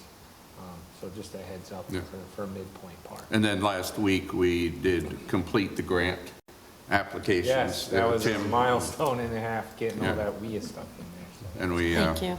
we got a number of letters of support as well from the community, so that's in place to be reviewed. So there's no date on when we can find out about the money? Or there's the 5 million or whatever? Did they give you a date on? I was told maybe by March. I don't know that WIA gets announced when the CFAs get announced, which is in December. So not till March of But 23? they seem to be doing a rolling announcement. So, Yeah. I don't know. So sometime between December and March is what we anticipate. Just real quick, from what you guys see, do larger projects, like Route 9 is a state highway, obviously, do they take precedent over somebody, I don't really see that. What Not I see really? is either the income hardship, which we don't have, but the other big thing is like the water quality improvement. Like, so Right. by the That's health key. department offering up that Yeah, endorsement. they're strongly letter, endorsing this, Yeah, yeah. I which mean, is that's, important. I would see water probably, in my humble opinion, qualifying more than the sewer. okay. Yeah. Based on that, but we know there's documented sewer issues, but I don't know that they've come to light and to the level that the water issue is at. No, I agree, yeah. Yep. Thank you. Thank you. Okay, thanks, Tim. Yep. Thanks for all the work. Okay, the next item, Steve, talk about the replacement vehicle. Actually, there's several topics, so you'll have a run on the board now for a few minutes. During the budget workshop talks last fall, I spoke of the need to replace the two 2009 Colorado pickups. They have become problematic with repairs. There's an engine in the vehicles that has a very sophisticated emission system that proved not to be reliable, and we're making constant repairs to that. I proposed to replace the one with a small compact van, very similar to what the animal control officer is using. And until couple weeks ago, they had not been available. I did get some quotes through the New York State procurement system. The low quote on this van is $33,299.40. There were 3 quotes. The high on that was $33,657.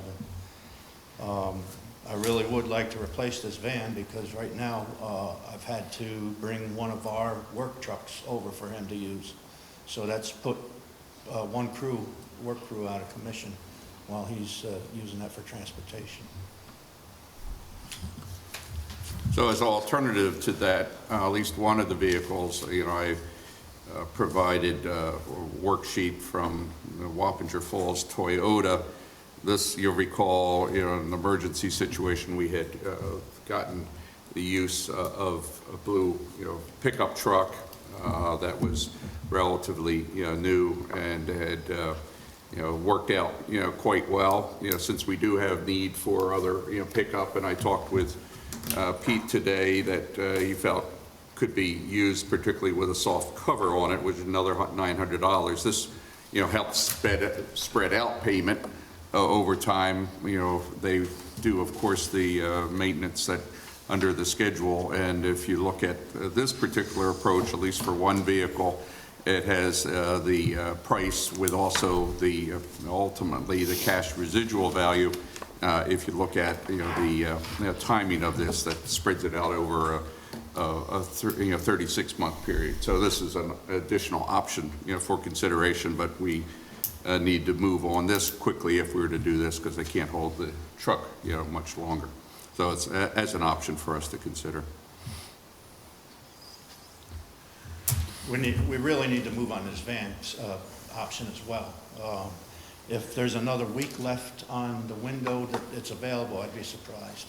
What has happened is because of the limited supply chain from the manufacturers, they've put a limited number of vehicles available to us as fleet purchases and put everything into retail where they make their money. So the window for fleet purchases lasts typically about a month, and we're getting very close to the end of that month.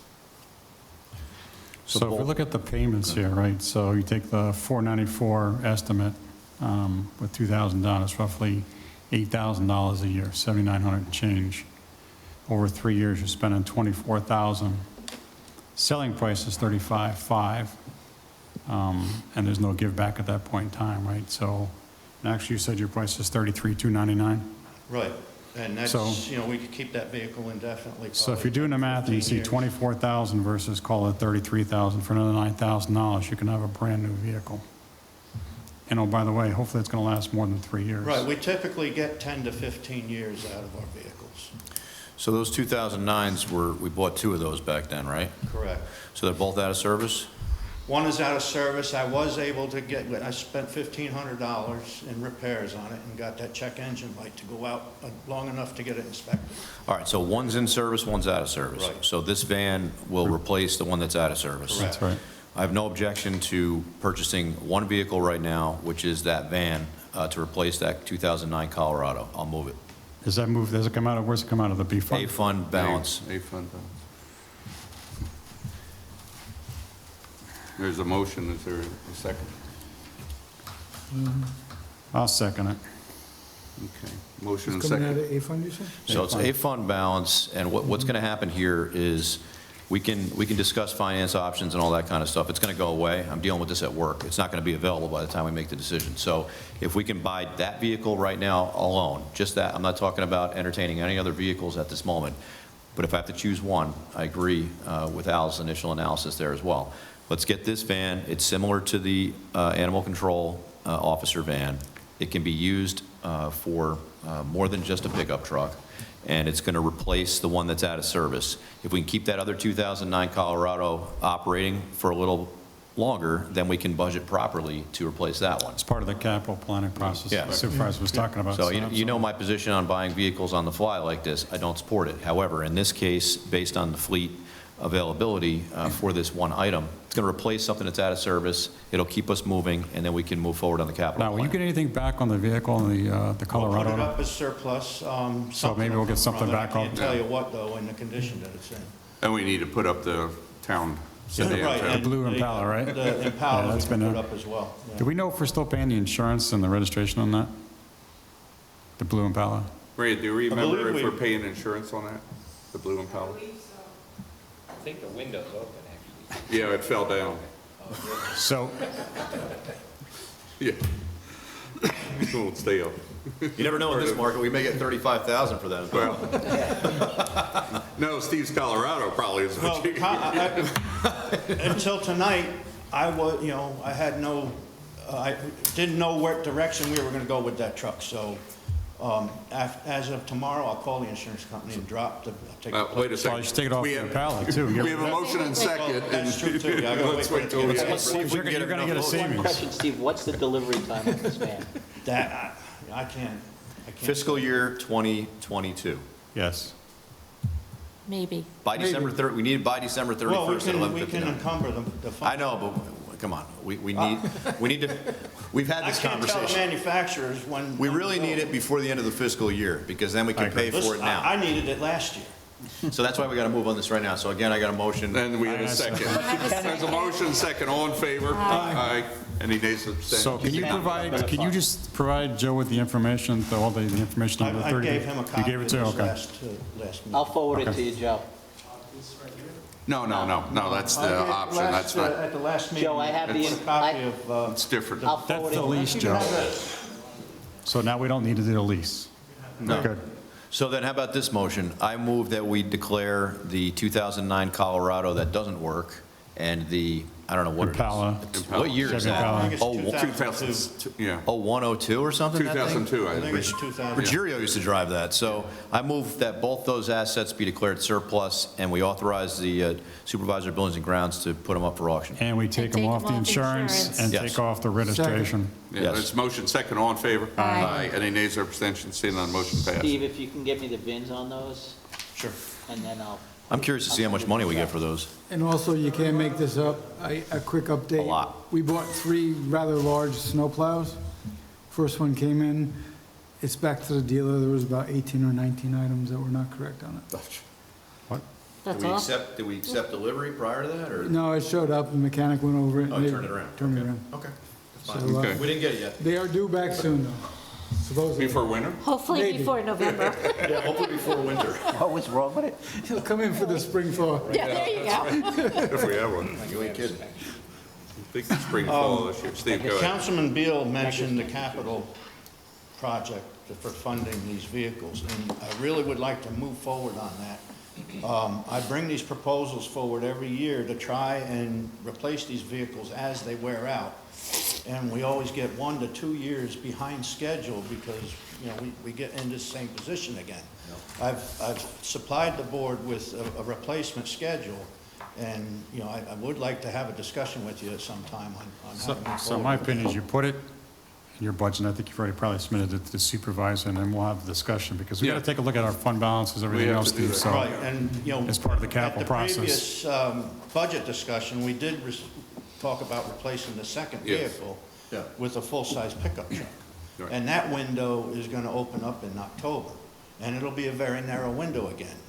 I tried in December when you had, spoken about moving forward with this, and I haven't been able to get a quote on that vehicle since then. And I think, So we Steve, have to that act when they're available. with respect to the fund balances, then, we need to look at if one of those trucks can be dedicated to the recreation and the recreation program, then we have a different fund balance option, for it. Oh, that's true.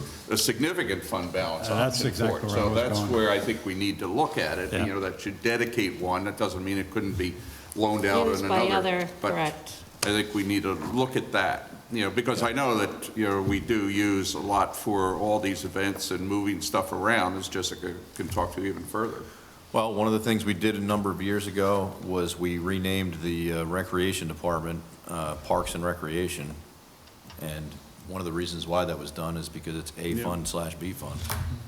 So that's a let's great look at idea, that yeah. closely, and you and I can talk about that. No, I'm talking for our justification of purchasing Yeah. items. Out of the B fund versus the A Yeah, fund. so I agree with you, Steve, 100%. I'm a big advocate, just like Al and my colleagues, on capital planning. The challenge is right now, we're in, again, uncertain Right. fiscal times, so we can sit here Right. and say, hey, everything's going to be great, and then post-January 1st, we could have an issue with fund balance. Yeah. So that's why we sometimes end up in the same conundrum every time. So we made some progress here tonight, and I think we should look, as the supervisor said, look at exploring B-fund funding for the second one.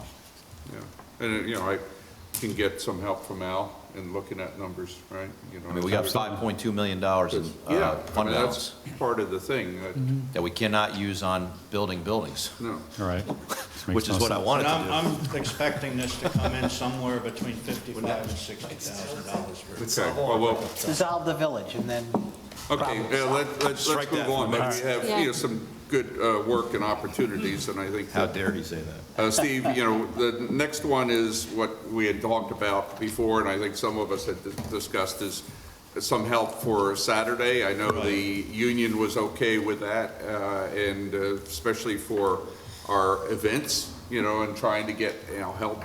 So why don't you discuss that? Sure. And Jessica can too. I've had 3 positions of laborers vacant all season. And as a result, we've fallen behind in what we expected to get done.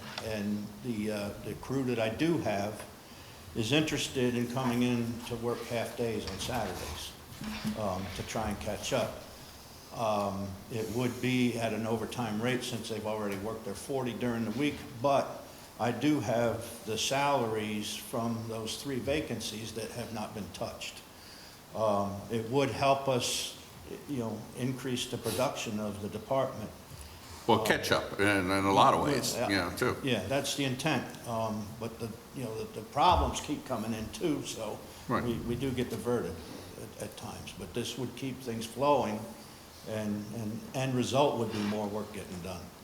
Like what kind of projects? Projects, not necessarily the projects that are on the project list, but just even general park maintenance that has been falling behind because I haven't had the personnel. For example, a good example, because we keep getting the concerns from our residents, is Applesauce Pond Right. and maintaining Applesauce Pond, that park that the town's responsible for. The weed trimming in all of the parks is behind schedule because that was generally what those 3 positions would take care of for me. Were you able to get back there with the dry weather by applesauce? Yes, Okay. and I did cut down, yeah, I got the And he's high going grass back down. again. There are, I can't, there's at least a dozen very large ash trees that have died Died, from the green beetle. And we've been taking them down as we are able to get in there and do it. And, you know, that's been causing part of the problem. The branches are dropping into the grass, and then we have to go in there and clean that all out before we can mow. So, you know, that would allow us to do some of this good.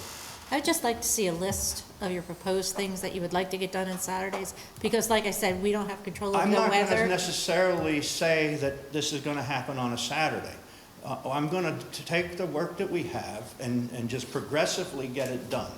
I don't Okay. necessarily, I can't make the list that you're asking for because everything changes on a day-to-day basis here, you know, based on the phone calls that I get on emergency repairs or some sort of issue like today. We had to respond I had to respond over here to, The toilet. yeah, right, the emergency services because the toilet malfunctioned. And then I lost half a day there. And this happens every single day. You know, we can't keep the schedule that you want to see. No, but I think, you know, I agree with Councilwoman Bettina. I think I want to see, as an example, you have 100-plus things on it. We kind of, you know, talk about all the time. And just pick one. I'll make it up. Martz Field, relocate the memorial, right? So I just picked that one because that's on your list. So that would be something where I'd want to see, this is what you're going to do for the next 2 or 3 Saturdays. You're going to get, I'm making it up. So, but that's the kind of thing I'd want to see, that we can see progress off this list, because there's a number of things here that, you know, with the lack of people that you haven't been able to get out there and get some of these projects done. And so I'd want to make sure that, again, things on this list, because I know day-to-day it moves you around, you can't always do stuff, you have an emergency, and but... I can give you a list, and I can honestly tell you right now that I won't be able to meet the goals on that list because of what happens on a daily basis in this department. In addition to the phone calls, I deal with absenteeism. And, you know, I don't have a full crew every single day to get the work done. So No, but I understand that, but you're gonna have people dedicated on Saturday to work for you. Correct. Right, so what kind of projects are you gonna have them doing? That's what I mean, you shouldn't be getting any interruptions on a Saturday. They'll be working on that list that I gave you at the beginning of the year. Yeah, I'd just like to see We'll some- keep checking them off as we go. That would be good, because I haven't gotten an updated list of what has been done, and that would be helpful. I've given you updates every single meeting. I'd like to see an update to this list that you gave us back on September. That would be helpful to the board, I think. Okay, I'll do that. Thank you. I mean, because what are you going to do if it rains, as an example, on a Saturday, and you have them cutting brush, and it's going to be raining? Maybe we could do something else. That's all. That's how I run the department on a daily basis. That's good, because we've had a drought, and a lot of the cutting of the grass hasn't happened, right? Right. So what is your actual proposal? You're going to come out here every Saturday, every other Saturday, No, one Saturday a month? Weather permitting, and as long as, it's not going to be through the winter months because they can't go out and do this work if there's snow on the ground and such. I'm going to spend the money wisely and try to get some of this stuff done that you're looking to get done. Yeah, we should focus on things that you can do outside now first, Correct. versus, the winter time where maybe And, do something with the we have barn gotten or. into some of these places that were very wet during the dry spell. We were able to get the bridges at airport replaced, and that place had been wet for so long.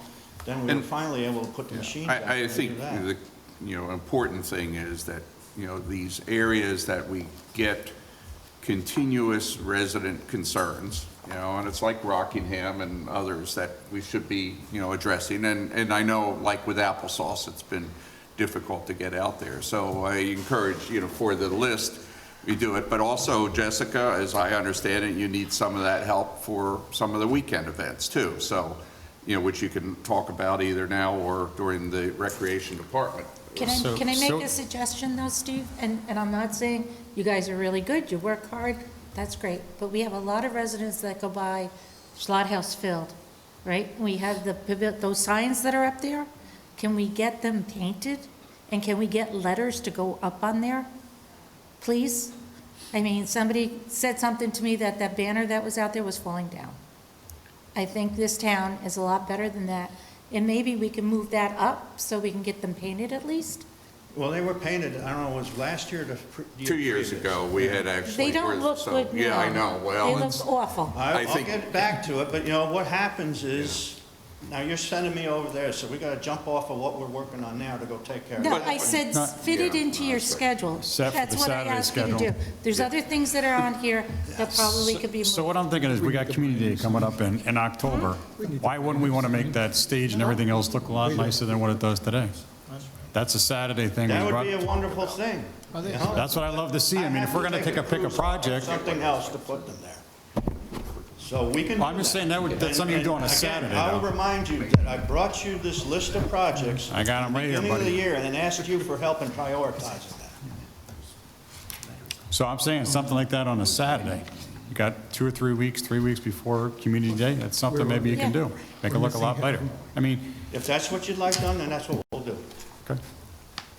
It's one of the things I'd like to see, at least in the near Well, term. no, I think, we need to get that done, and so we can do it, and we can also talk to our residents and give some assurance of where we are. But, don't worry, Steve, I think everybody is supportive.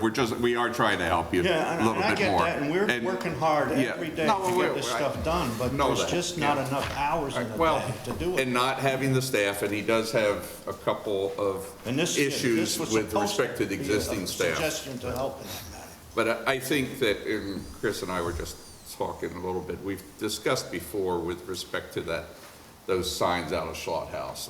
Those were relatively new. The condition of those and the way they're used, I think we really need to look at option for whether it's electronic or something that's more usable. Jessica has problems with that whole structure with getting replacement characters and letters and so forth. It's a pain in the neck to get out there in the rain, to replace them. I'm not excusing anything, but truly it is, and we should be looking at that. It wasn't well built from the beginning. No, and we were kind of doing a patchwork quilt with respect to those existing signs. you know, a few years ago, we had discussed, and I forget the cost, but we had talked about electronic sign out here in Town Hall instead of where Pete has to go out. This one's not bad, so I'm not saying anything there, but I think we should look at that, you know, and, you know, so that it also can be handled remotely, right? You know, at least from Slaughterhouse, you know, building itself. Just keep in mind, electronic signs, we're looking at They're very them right now in the fire department. You're talking $40,000, $50,000, No, I understand. $60,000. I understand, Bill. They're expensive. No, They're I very understand that. expensive. I understand. Were those signs replaced at Schlott House? Were those signs replaced? There were older signs there at one point, right? And then they replaced those two The signs? boards were. The billboard portion of it was replaced. Right. And it was not done well. Not the post. How many years ago was that, though? That wasn't that long ago. No. No, it was since I've been in office, so it was 4 years ago. Right, so Yeah. we had just replaced those. Right before COVID. Wow. Yeah, so that was approved when, you know, But I I think came in we all office. agree, we need Yeah, to, we need a better. upgrade them. We need a better And I know, thank you, solution. Councilman Beal, for the amount of money that it's gonna cost, but in the meantime, between now and maybe the grace of God, we get the money or we find the money, let's update them so they look And we should look presentable at to our grant town. monies. I was talking with someone the other day down in, I think it was Westchester, and there's some grant monies available for recreation department programs for signage and updates, so we should be exploring that. You know, I think, Please. Jessica, you know, we can work with you on that. I But mean, the sign in front of the town hall is a repurposed sign that was at the Yeah. fire department. Right. Yeah. And it cost us very little to No, that's- put that up, and right. I was still criticized for that, because certain individuals on the board at the time didn't think we should be spending money on a sign that gives out information. Oh, Oh, yeah. I think it's key. But that said, I think what we need to do is understand that from 50,000 feet, right, Steve's got a lot of moving parts, right, we know this, and it's very difficult to get to the finish line on 100 different things, right? So, you know, managing a list of that size is probably impossible to make everyone happy that has input on that list. So perhaps at a future workshop meeting, we can pare it down and look at prioritizing, you know, tangibly prioritizing the list based on what our residents are telling us, like the Right. supervisor Yeah. said, right? It may not be the most important thing on the list, but it might be the thing on the list that most people talk about, right? But we also talked about venting some of the stuff out and getting it done, try to help him And again, we've Correct. talked about, take things off his list. take some of the stuff off, like, Correct. you know, my pet peeve this Yeah, well, week that's your point, I is, think, is, I've never asked Steve to look at this because I don't think it's something that he should be wasting his time on. You know, the stone wall in front of the emergency services building that was run over by a yes. car, right?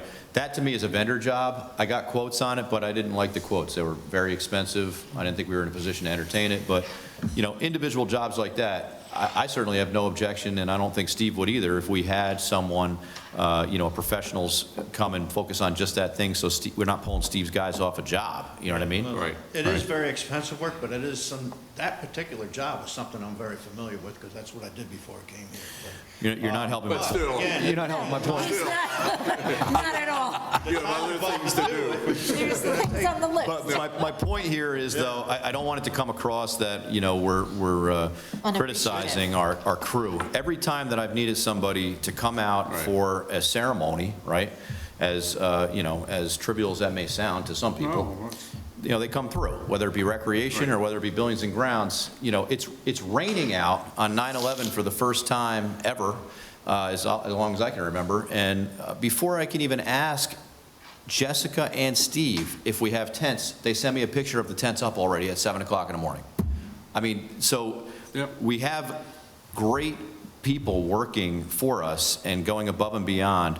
I want to make sure that we can maybe get on the same page with respect to some of these projects and prioritize them so that it takes, I could sense the stress from Steve, because I know the feeling in my day job where I'm being navigated in a different direction when I already have something else going on that I know I'm not gonna be able to finish because now I got to go focus on this, right? So at a future workshop meeting, which I think we should, after we set the budget meetings and all that, we'll figure out where we can land Yep. a workshop. I think we should sit down around the table, roll our sleeves up and say, okay, these are what we need to focus on. Now, back to the 4 hours or whatever. How many hours are you talking about?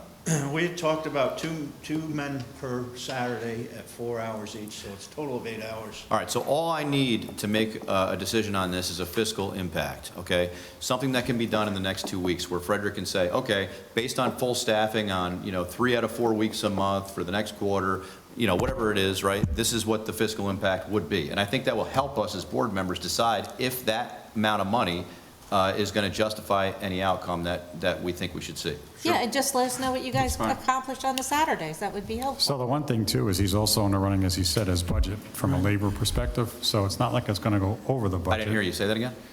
He's underrunning his Oh, he's budget. under his budget. It's under Yeah, his labor budget. budget is underrunning. So the It's point is, people. this would probably fit in there. It's still good to know the Oh, 'cause fiscal he has impact. He has vacancies, right. But, Right. yeah, because he's got vacancies, but So still good to know the have impact. But that money there to drop. So I agree with that. However, what we're essentially doing here is we're guaranteeing overtime, right?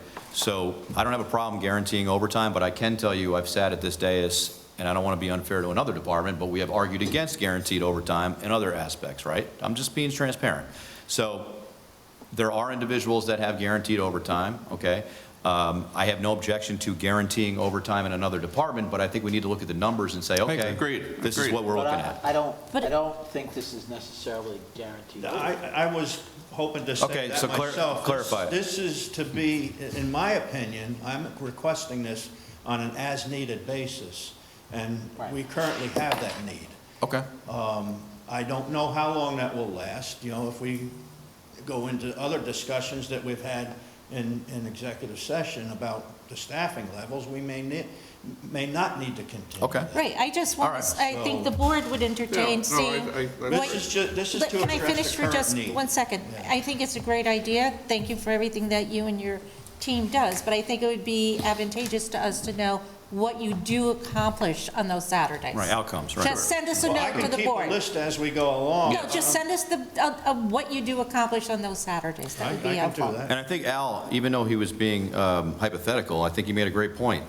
For example, Mart's monument, right? So, if, I had hoped to have that done months ago. right, We just can't listen, get I'm to not, it. I'm not blaming anybody. I know how it gets, okay? And I know you have a lot of things going on. But the point is, and I think what Councilman Casella was trying to make is, we could tell residents, listen, we're going above and beyond here, bringing additional personnel in to get this project done, and here it is, exactly. right? Exactly.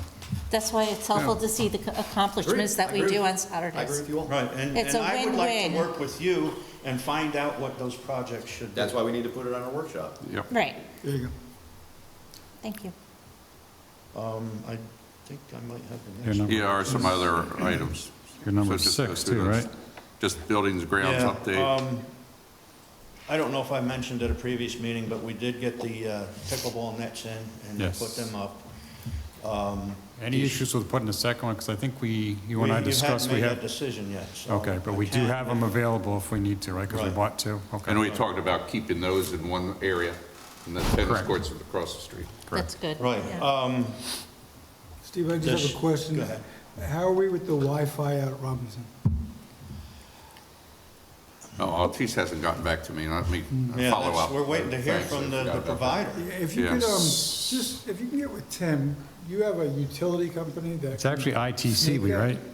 Well, Works I for the- mentioned ITC when you guys were kind of struggling to get, but, Right. I'm sure they can do it, or They can do the installation Correct. in the park, but it's getting the line in, and so Altice owes me a comment, so Well, I'll, they can run the line, right? They just can't hook it to the pole. That's where we need Yeah. Altice. that's right. So So- I'll follow up. And will that give this us week. landline telephone service or no? Yes, Yeah. well, supposedly. Right, here- once the yeah. internet goes in there, you can have the. Yeah.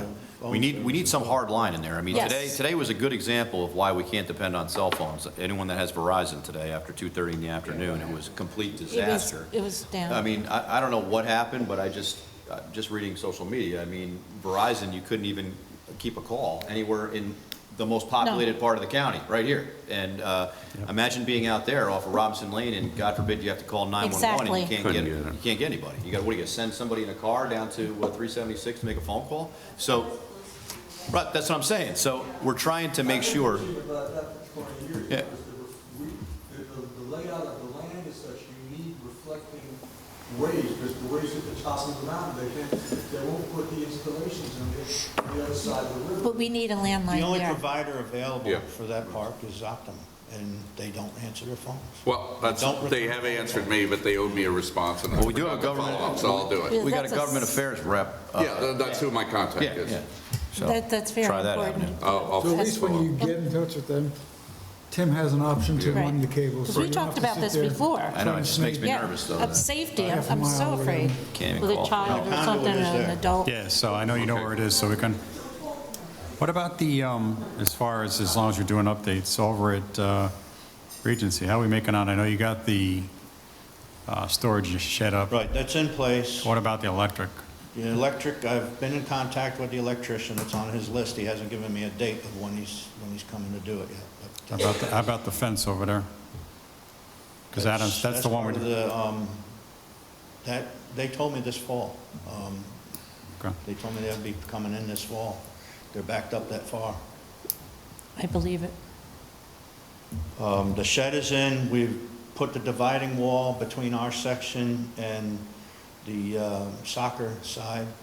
I need to finish off the pad. I was out for a week on vacation, and then Sal was out as well. And What about the we're trying to aerator? get caught up on some of the stuff that occurred while we were out. The aerator? Aerator will go in once the electric's are. Okay. We've got the piping in place. to Yeah, I do it. saw you had the pipe in place, I saw that. And then you're gonna, I guess there's a lot of, I want to say millings and stuff that are still around it, you're gonna clean all that up? I want to do some more grading to make that slope less dramatic, and then put topsoil over it and plant, seed it with grass. Thank you. Yeah, it's just, it's one of the projects that we're working on currently. I believe that's all I have in progress at the moment. Okay. Thank you. Thanks, Steve. Thanks. Thanks. Thank you. Jessica?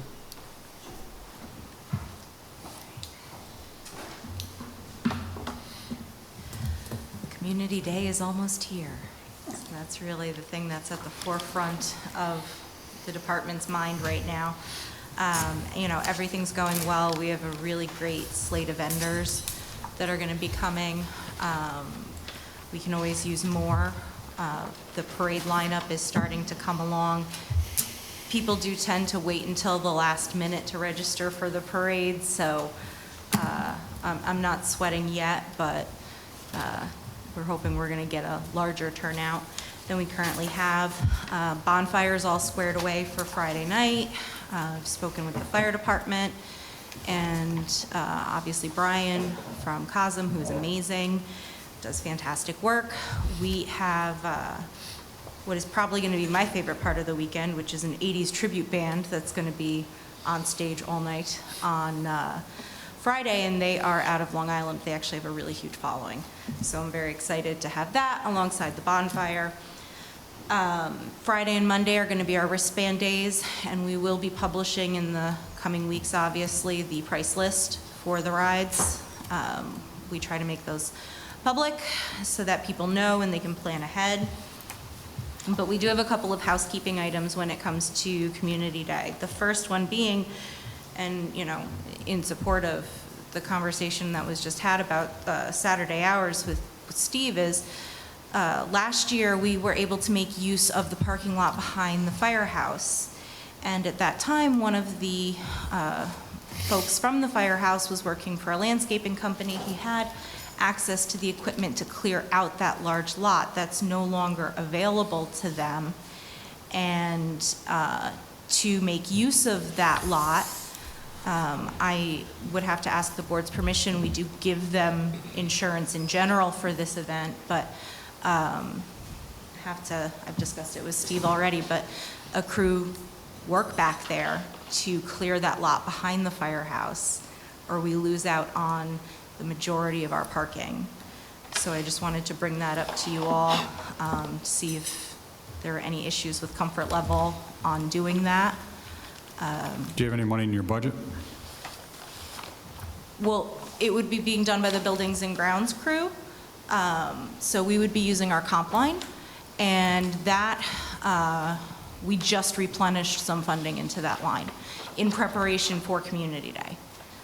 So, But is there money there? I think the councilman's question, in, to do To that. pay the overtime. Work for the overtime. yeah, that would be that comp line. Do you know what has to be done over there? It's a lot of brush clearing, it's weed trimming, things like that. Okay. They did a major overhaul to that lot last year, so it's really kind of cleaning up what has come back in the past year. Steve, have you seen it? Okay, could you let us know what you think after you see it, please?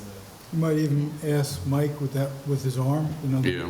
Yeah. Check it. Oh, you do? Okay. Yeah. Brush hog too for the Okay. tractor, so Yeah. I'll take a look and see what the requirements are going to be. So I just wanted to make you all aware of that. I mean. Do we they need will- light towers over there again, or no? We will, on that side. We have ones that we've rented for the park. You had previously offered that the county could help us with some of the public safety ones. All right, let's talk this week and figure out what assets you need, because Yeah. I got stuff all over Dutchess County this weekend. Didn't you have a light, one of the signboards there? Yeah, I got, Yes, we have. I got 2 VMS boards I can put on this, and then possibly 4 light towers. I just want to make sure we overlight it, because, There was a dark spot last year. Yes. well, not only that, but I'm just getting nervous about people crossing those 2 roads. Yes. One thing where you're going to see an improvement this year is we're better lighting that side of the park. Okay. Where we didn't last year.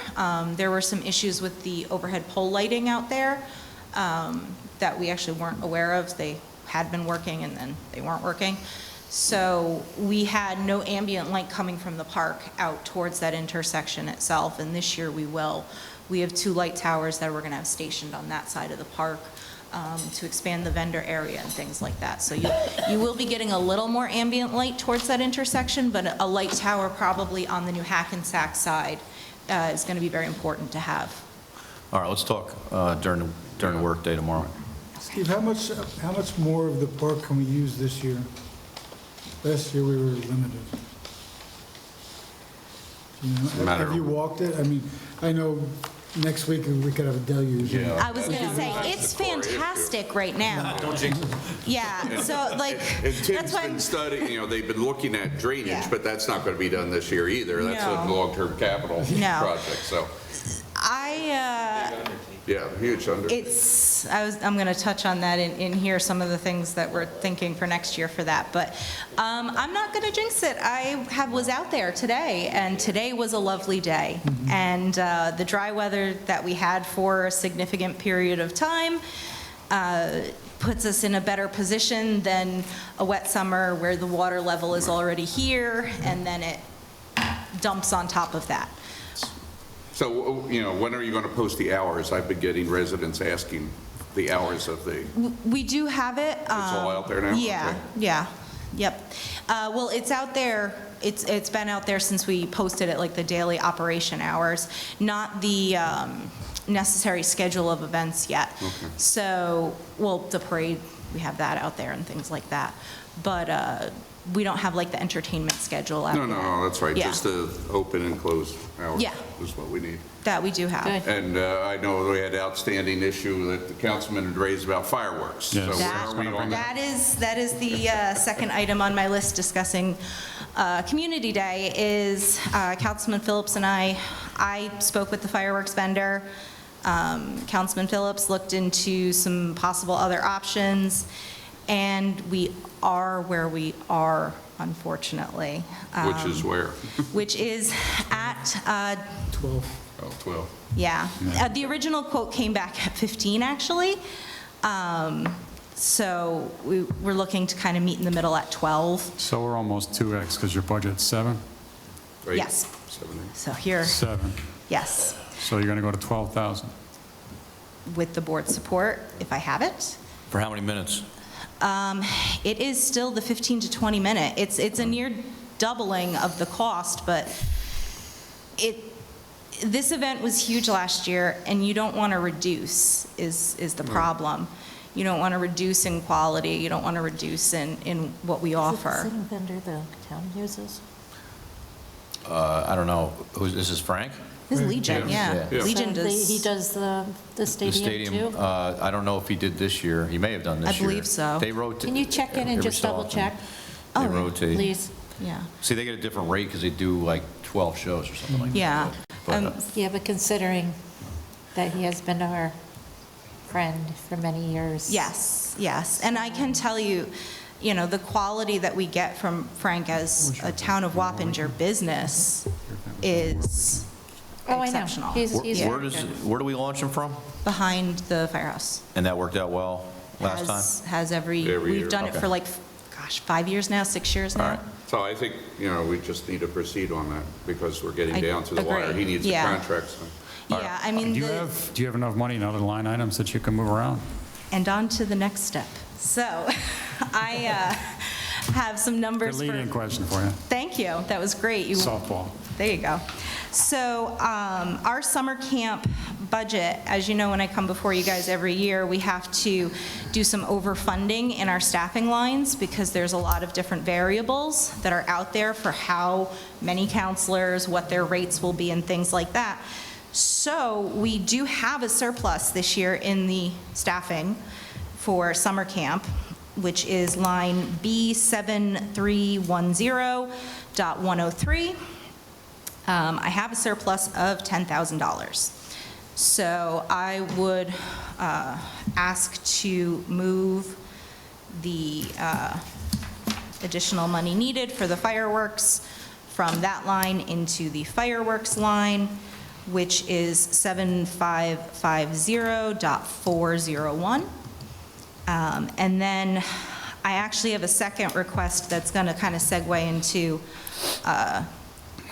what I'm about to talk about, which is another 2,000 get moved into 7550.407, which is our special events contingency line.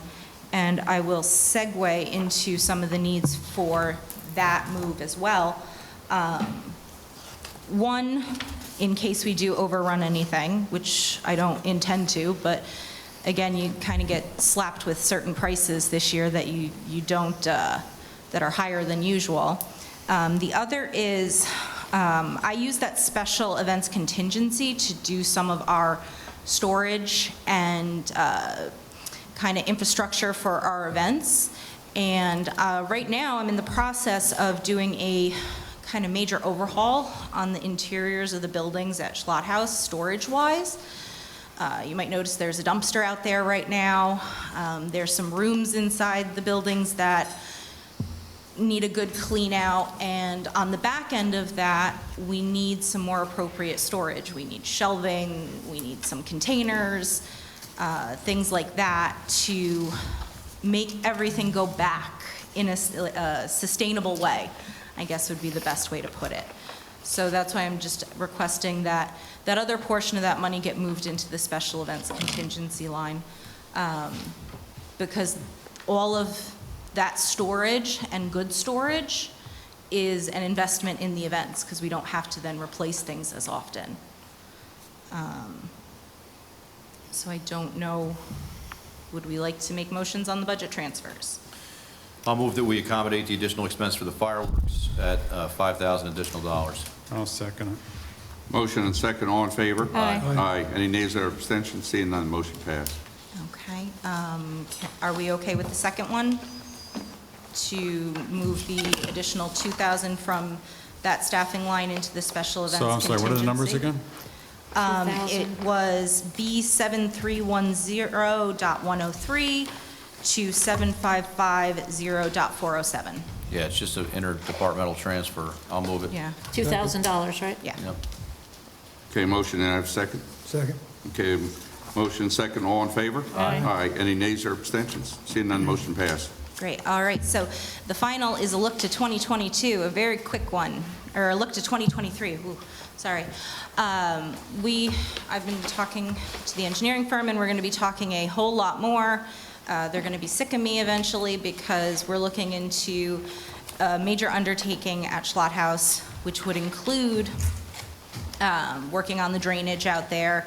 It would include things like upgrades to the stage, and it would, in hopes, include underground electric, which would facilitate us installing the electronic signs. So let's set that, for our workshop when Yeah. we're looking at capital expenses, and we have some other park expenses we need to look at. So we'll Exactly. discuss it then. Yeah, I wanted to put that kind of on people's radar and what some of the things that are going to be a part of that project would be. Sure. Because I know especially like a couple of them came up tonight. So those issues are somewhat included within the scope of that project. And the other, Councilwoman Bettina, I think we need to get together. I know the supervisor sent an email to you. Castle Point Park is, as we've gone through these, say, playground equipment upgrades and pavilion upgrades and things like that, Castle Point is the next on the list, and boy, does it need it. So, I don't know. Just don't forget, you still owe me a playground. Yes, we know. That's also on the list. I'll so- share with you. tell me where you want it. I'll pick it I'm out. sorry, did Bill say something? He wants a jump rope. But again, You can use mine anytime you Yes. want. we discussed this in our keep it out my back pocket. workshop. And Yes. some of this can go into the budget planning because we do Exactly. need to have, we've been Yes, talking about it for exactly. years, and so. I have a quick question. Do we have cameras in all the parks yet? Not all of them. Okay. Can you Not send me all a of list of the ones that don't have them? I would Please. have to get that from Steve. When you get a Yeah. chance, send a list that who doesn't, Just, which one it's, doesn't. it seems to follow where we do upgrades. I think that's kind of accurate. We probably shouldn't discuss in open session No. which ones have cameras. Yeah. Right, so just let me know. Yep. Us. Which ones don't? Yeah. Yeah, no, Let the that's board the more know. important one, is which ones don't. But I just wanted to make sure that these were on your radar and that you knew that these are things that I am looking at. And I'll be talking a lot more about them during budget time. But Castle Point's very overdue for a facelift. Oh, I know. Yes. Yeah, Thank I have a lot of great pictures that I'm going to be sending you before. You we don't have meet. to. I We know know. exactly I've what been it is. there quite a bit. So- But, yeah, you can see it. You know what's interesting, and I can't quite figure out why this is, but if you look at parcel access, you know how that park goes up to the back of Castle Point and it runs down the town line, right? So there's pieces. And over into. And into Well, that's Fishkill. Fishkill. Well, hold on, well, yeah, so what I was going to say here is there's actually 2 or 3 parcels in the town of Fishkill That's that are correct. owned by the town of Wappinger. Yeah. Right. And Joey was telling me there was some weird reason why that happened when it was deeded over, for whatever reason, I don't know what it was, but. I think it was because it was federal, well, and it was Oh, federal land. It is, it's friendly. Yeah, but there's another section there's another section that's like 2 parcels into the town of Correct. Fishkill Yes. that's owned by the town of Wappinger. Yes. I think that had to do with the fact that it was federal land, and when they were gifting it to the town of Yeah. Wappinger, I don't necessarily They know gifted the how whole it was. parcel Yeah. that they had. Oh, so it's probably everything around Right, the right. hospital. They had Yeah. a, Right, well, at one time, that Perimeter. road that is closed Yeah. was open, so you could go into the hospital that way Okay. also. and then we have all that land that has all the fallen trees that Yes. is I vacant. just thought it was weird, I was just happened to be looking at And the the pond, parcels, and I was like, this is interesting. yeah. But thank you about that, yeah. No problem. Yeah, it was a landfill site for the hospital. Yes. And there is a deed covenant as to the uses that are permitted. Yes. And I believe Which actually, the whole, It Yes. was all town of Wappinger deeded, even though the town boundary goes through the back. yeah, no, I think the parcel, the deed restriction applied to the whole parcel. Yeah. Yes. It's They just kept it all interesting. together Yeah. rather than Yes. split it. That's right, Jim. Interesting. Okay, Jessica, is that it? that was it. It just reminded me that someone had knocked the tops off of some of the gas release valves, and I wanted to let Steve know. What, the candy canes? Yeah, that's exactly what I just called them, actually. Are there any questions about Community Day or anything else that's on the Thank you. horizon? No. No, thank you. I'll talk to you this Thank week, you. we'll get everything. Thank you, Jessica. Thank you. Perfection. Yeah, Thank thank you. you. Well, I mean, and thank Thank you you. for your support on the fireworks. That was really the biggest outstanding item that, Well, half a display wouldn't be as good as a full display. That's true. I thoroughly agree with that. Thank you. Thank you. Okay, tennis court resurfacing, probably talk about that as well as the pressure wash, just didn't. See ya, Hayden. Go ahead, Steve, yeah, come on up. Wanted to mention, I forgot to mention, that I did have the basketball court at Castle Point seal coated and restriped. That was done recently. Angela's going in tomorrow to play. Yeah. Just bring it down a little bit, like. Tennis courts. I had brought you 2 proposals. One was to pressure wash, he calls it a soft wash, both sides, all 6 courts. I believe that came in somewhere around $8,600. I don't have that in front of me. Then what we discovered was the playing surface is in pretty worn condition. The second estimate that I brought you was 60. to resurface all 6 courts. It'd be repaired and then full resurfacing. Would also include washing before the work began so that the new surface would adhere. I believe that was in the area of 86,000, something like that. That's Or 60,000. no, was it 50-some thousand? Yeah, it was- 696. Yeah. Yeah, I didn't bring those numbers with me. Yep. I did stop at the, I think it's called Cross Court over there on New Hackensack Road and spoke with them. They have 8 courts that are outdoors, and they face very similar problems that we are. And they're spending very similar amounts of money to rectify it. But he's in a position where he can pass that on. I spoke to Beacon and Mike that's down there, and they use Sport Tech out of Brewster to do all the courts in Beacon and the basketball courts, so I have a number here I can send you if you want to talk to them also, and they were very happy with them. Okay. Okay. So the question is, obviously, we know the court life is 8 to 12 years or somewhere in that.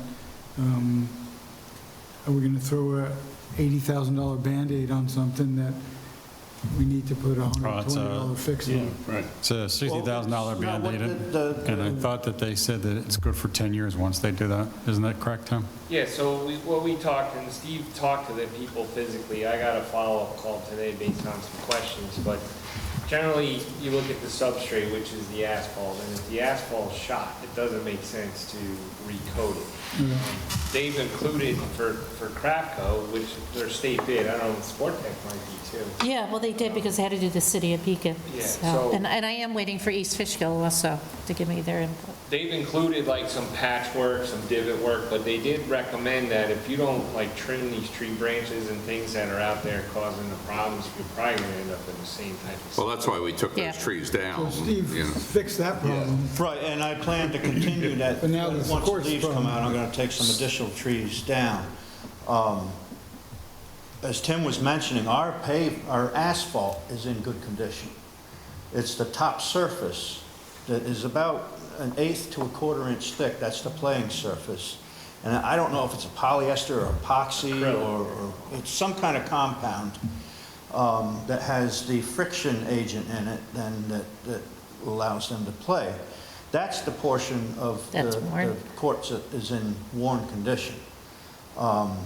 And that is the part that they would go through and make it's similar to repaving a road when they go through first and fix any potholes or culverts or something that need fixing before they do an overlay on it. And it's basically the same thing that we would be doing here. They'd go through, we had some spots that were more worn than others. They would shim those up. There are some cracking areas. There's a couple spots that are peeling. They would sand those down to the asphalt and get them so that once they put the top coat on, it would be a single smooth surface and expected to last another 10 years or so. How much is it? Sounds like 60K, wasn't it? It's just under 60. 696. Yep. Yeah. And that's for 6 courts plus 4 pickleball courts. Yeah. Any idea what it would cost if you had to do a brand new completely? I think It's that's still where my guy 100. was like 140,000. Yeah. Okay. To do the pavement and everything underneath it. And Yeah, so it it's was this like number that, and 90 in whatever the Beacon. asphalt is. Which I was saying to Mike, with Clove and all that, I don't know if it's something they'd entertain, but it's gonna cost more. honestly. I honestly don't think that's necessary because the asphalt that we have there It's is, fine. Mike thought it was done. that was Yeah, redone with the modern leveling equipment. So he didn't think it was done too long ago. No. Maybe 8 to 10 years for the asphalt. Right, and it is in good condition underneath it. Yeah, there's no major, But it will deteriorate if we don't. we don't. do If we don't something fix about the top it, surface. right. And if we we use, don't Probably with maintain- a bad winter coming. So why can't we do this? I know, Angela, you're looking out for a couple more quotes. Why don't we get those back in? We can make a decision on the 26th. You're not going to do it this year anyway. No. No, they were No. booked, he said this. You don't want to do it this year anyway, wait till the spring and do it. So waiting another 2 weeks, waiting for a couple more quotes Yeah. to see, Right. and then go ahead and make a decision. I don't know if the grid board's okay with that, You're gonna need but to get them off a state bid. Right. Because you don't want to have to do a competitive bid. It's not worth it. And that was the reason we went with Crafco, because they are. But I would think Angela But from call these Beacon, guys too, who knows? Yeah. You know, like I said, they did Beacon, they might have done Yeah, some other. so let's do that in towns the here. next board meeting. We'll That's fine. make a decision, get it lined up. yep, Can we use Can you B fund? forward I'll me that text- information, Yeah, please? I'll text it to you, yes. sorry, Bill, what's that? B fund, What? yes. We can use B fund, he said. Yep. Yeah. So we're not even going to feel it. Let's do what we need to do and get it done. Yep. And I think, Steve, looking at the same time, the pickleball courts, the alignment, we'll address this all at the same time. All that Yep. stuff. Yeah, that's, okay? Sure. Thank you. Okay, All right. and Randy and Al, you guys talking about Spook Hill. Yes, I asked Randy, we've had many conversations, to come up here and give us an update on Spook Hill Park, so he's got some good information. So Randy, the floor is yours. Yes, good evening, everyone. I will keep this very brief. It's getting late. This is an update on Spook Hill. Recently, we've received a very generous donation for the foundation for the beautification and the improvement of Spook Hill. So there are a couple of things that I would like to start doing with that money. One of the things is to take something off of Steve's plate is we'd like to take down those 3 dead trees by the basketball court so that the Weatherwax family can move the memorial from their son from the Hannaford's location, that makeshift location, permanently in Spook Hill. I got 3 estimates for that. One of the tree companies said that they would do it for no charge except for whatever materials, which would be minimal. And they'll grind it? Yes, I think either they'll grind it or they said they would dispose of it, but there'll be no charge for that. So I thought that that would be the company. They sent me all the insurance information already, so I have that if you want to look at that. So that's the first thing. Second thing, these little lending libraries have been popping up all over the county. There's 4 in the city of Poughkeepsie. They're done by a former councilman, Chris Petsis, from the city of Poughkeepsie, that I've worked with before on the 9/11 parks. He'd like to build one for us for Spook Hill. It's a minimal charge. It's about $400. He's just charging us materials. They're about 6 foot tall. And the way he would do it, the way I asked him to do it, is to do it in 2 tiers so that someone in a wheelchair could come up to it, grab a book, put a book in there, or an adult could just walk up and do it. He'd like to do it under the overhang between the 2 bathroom doors. That way the weather wouldn't get to it, and it'd be very accessible to whoever walks that way towards the equipment. So that's the second thing. And he maintains the lending library as far as books, or? No, that is done by the individuals. In other words, Okay. I would take that Okay. upon myself, but people come and they get a book and they bring a book with them. It's been very successful. There's one by McCann Golf Course. It's been there a long time. There's a couple in the city of Poughkeepsie that have really been there for a couple of years. The island in the parking area is a real eyesore. I went to Sabelico's and I spoke to them. They suggested that we put either, and I spoke to Steve about this today, either pebbles or gravel or mulch or something in that area to maintain it, because it looks pretty poor at this moment. Sabelico's is also going to donate any type of ground cover that we want, like pachysandra. That's nice. Or anything like that. We were talking, Steve and I were talking about possibly putting bushes in there, but because of the salt that's being spread, that may not be a good idea. But as long as we put something in there to maintain the border, I think that's a good idea. And Sabelico said that they would work with us on that. Now, as far as the equipment coming to Spook Hill, the equipment we've already ordered, unfortunately, I spoke to Parkitect last week. They had originally said the middle of October. Now they're saying possibly January. Yeah, there is a definite supply chain problem.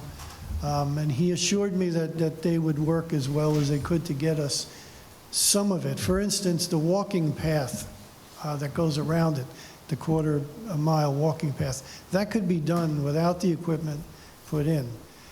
Also, the outdoor exercise equipment, the one that's, as you see it, that also is coming in earlier than the other equipment.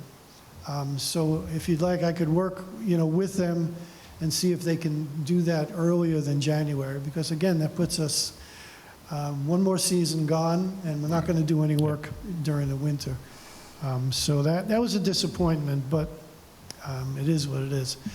When the equipment comes in, we have to have a conversation about storage and installation.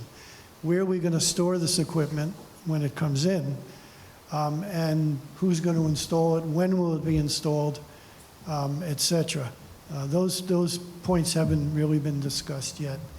The gentleman who was here, Lior, at Parkitect, he doesn't like the idea of just having the equipment out there at the park because of possible vandalism or animals getting to it, things like that. So when the equipment comes in, we really need to have a schedule of installation. Why can't we ask for them to deliver it later on versus January? Why can't they store it? Because they made us wait so long. I need to talk to Lior. Number one, it's their problem it didn't show up, so they need to store it. Number two, Yeah. we bought them installing it. That's correct. Yes, we did. We absolutely did. And he knows that. He knows that. I don't think he wanted, I didn't speak to him about storing it, but I think you're right. Well, it's their problem. That's their problem, right? Exactly. I just don't They're want the ones it missing out the there. The deadline. question is, if you're going to install the walking track, if you're going to be running heavy equipment in there, putting this stuff, No, you don't want to, you'll ruin the walking track. So That's true, Even if right. they're using lulls or something like Yeah. that, that will tear up the Don't wanna walking risk track. that stuff. Yep, exactly. Yeah. So, Last thing. Well, then I guess, I'm sorry. Tim, you, I'll Randy, follow let's up. work on the schedule and report back to the board on, Just so you guys are clear, What's- I'm not affiliated with Lior. no, understood. He has to take the responsibility. No, I didn't know, Tim. No, I didn't mean that you did. I'm just like, No, when I I, hear about delays, yeah, I mean, I was upset that it was going to be October, and then when he No, I said know. the beginning of the Right. year, it's like, Well, yeah, okay, here we go. certainly our residents are very concerned about it, as we are, and Yeah, they've, frustrated. yeah, they're frustrated. They've come up to me at Hannaford a couple of No, times. very much so. Now, the foundation is a recipient of a $20,000 grant from Dutchess County. I think you know about that. That's to plan a liaison between the town and the school district. And it's a program called the Green Therapy Initiative. What it is that kids from Myers Corners and other elementary schools come to Spook Hill, and they do therapy sessions there on the equipment. And the $20,000 is used for equipment that is stored also, but also for arts and crafts things, for snacks, things like that. I started purchasing some of that, but then speaking to people at Myers Corners, if we don't have the equipment for the kids to be there, there's really no sense in starting this program. So the tentative date was October 25th, was for the first field trip from Myers to do this program. But we're going to have to cancel that unless something happens and the equipment starts rolling in, but I doubt that. That's all I have, guys. is there enough storage at Spook Hill for this equipment in the building? No. It's a small It's building. small, we'd have to look. Yeah. But like Tim said, they should be Yeah, responsible they for should. storage. Yeah, that's up to Yeah. them. If not, Steve may be able to find some space, but not there, though. So do I have permission or approval to take down the trees and to do the little? Well, you said the trees are free, right? Yeah. So, of course, Yes. But I think, again, from the liability point of view, I think the board, agrees as long as they have their insurance Yes. coverage. Yeah, Yes. and I can send you Yeah. Yeah, that's those fine. forms. Yeah. And then the small library was $400? Yeah, it's $400, but this is no town money is used. This is all Right, it's all part of foundation, it. That's foundation fine. money. Yeah, we're All the just issues. authorizing you, or agreeing Anything with you else? to spend. Yeah, anything else? And you'll Anything take else? care of the divider, in the parking lot. Yeah, the island. Yeah. Steve will. Yeah, I just wanted to say that once a decision is made, what to put in there, it's probably a 2 or 3 day job for us to do it. Understand. My recommendation would be some type of decorative stone, because it would be a permanent type thing. And no maintenance, Do too. you have to grade that so- up further or no? Very minimal. It's pretty close Yeah. to where it needs. One of the things Randy and I had talked about is, and this would be more for the nice weather time, is some, bigger planters, Yes. some big Right, flower right. pots that we Seasonal could do, seasonal planters. stuff. Yeah. That we could do that would be up higher, wouldn't be worried about the salt. Right. And I had spoken to people at the Rotary Club, not during the meeting, but as I see them, and they would like to have something to do with the plantings Yeah, there absolutely. also. And maybe even our garden club. So do we need a Our motion to seniors. allow him to Yeah. spend the money? Yeah. Jim, do we It's need a not really- motion it's not on- really That's town their money. 501c3. I don't think so. I think it's Okay. I just the think you're- consensus of the board. No Thank you objection. for letting No us I have no know. objection. Keeping So, us informed. yeah, I think we just Yeah. go ahead and you do it, Randy. Okay. Thank you. That's If you have fine, any thank you. major issues. Thank you, Randy, for the update. Really, thank Appreciate you. it. Thank you. For Okay. and I- everything. Yeah. So if anyone is contributing, Yeah. things out there, if they want to put a sign out. Yeah, we had talked about the recognition, Yeah. for various aspects of it for donations. So I think that, we'll probably want to review that because we have other sign issues like Al Robinson and so forth. We want to just take a look at, but proper. Tim, on the, we had discussed, and I wonder if you had any findings on why there was flaking with respect to the cement that was poured? I haven't found anything scientific. Unfortunately, we Okay. probably have to do some Thank you, destructive Randy. testing. Yeah, testing thanks, Randy. to see, So I'm sorry, what you say we have to do what? we may have to do some destructive testing. In other words, take a core sample of what's out there. I don't have any proof. I mean, what if the rock salt was used or what? Well, I think, we should do something to determine whether or not the contractor has any You liability. been paid in full? I don't know. That I don't know. You know, I don't know if it was, Grainsville? Landscape Unlimited. that was the company, but I'm just wondering what Yeah. concrete was used. supplier. So we should look into that, so we, make sure that we Grainsville? put them on notice. Have we put them on notice? Wilson did put them on notice. Okay. Yeah.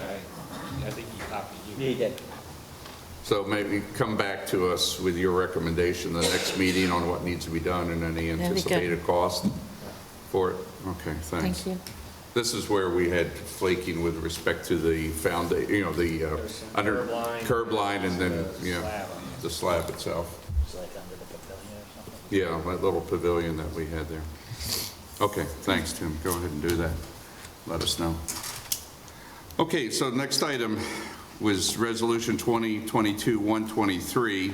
That's for a pressure wash. I think we should table that. No, Why don't we just I think pull we made it? a decision. Just here, pull so- Okay, Just that's pull it, fine. because we're going to maybe go with the other Yeah. vendor, so So- Joe doesn't keep putting it As on the long as Joe agenda. can pull it, that's You fine. would just, vote to withdraw the Okay, resolution. so do I So have a... I'll make a motion to withdraw Resolution 2022-123. Second. Okay, motion second, all in favor? Aye. Aye. Any nays or abstentions? Seeing none, the motion is passed. Okay. The next item is with respect to our board meetings to adopt the budget. This is Resolution 2022-135. Jim, why don't you describe it? It's basically what we've done in the past, Sure. the same template. So, we just, changed the dates from year to year. At the next, at the September 26th town board meeting, so let me just take a step back. So basically, as part of the budget process, in addition to establishing the town budget for A fund, B fund, the town board also establishes the budgets for the special districts, which includes adopting benefit assessment roles. One of the things, Christian was here, Christian does the benefit assessment roles for the water and sewer districts.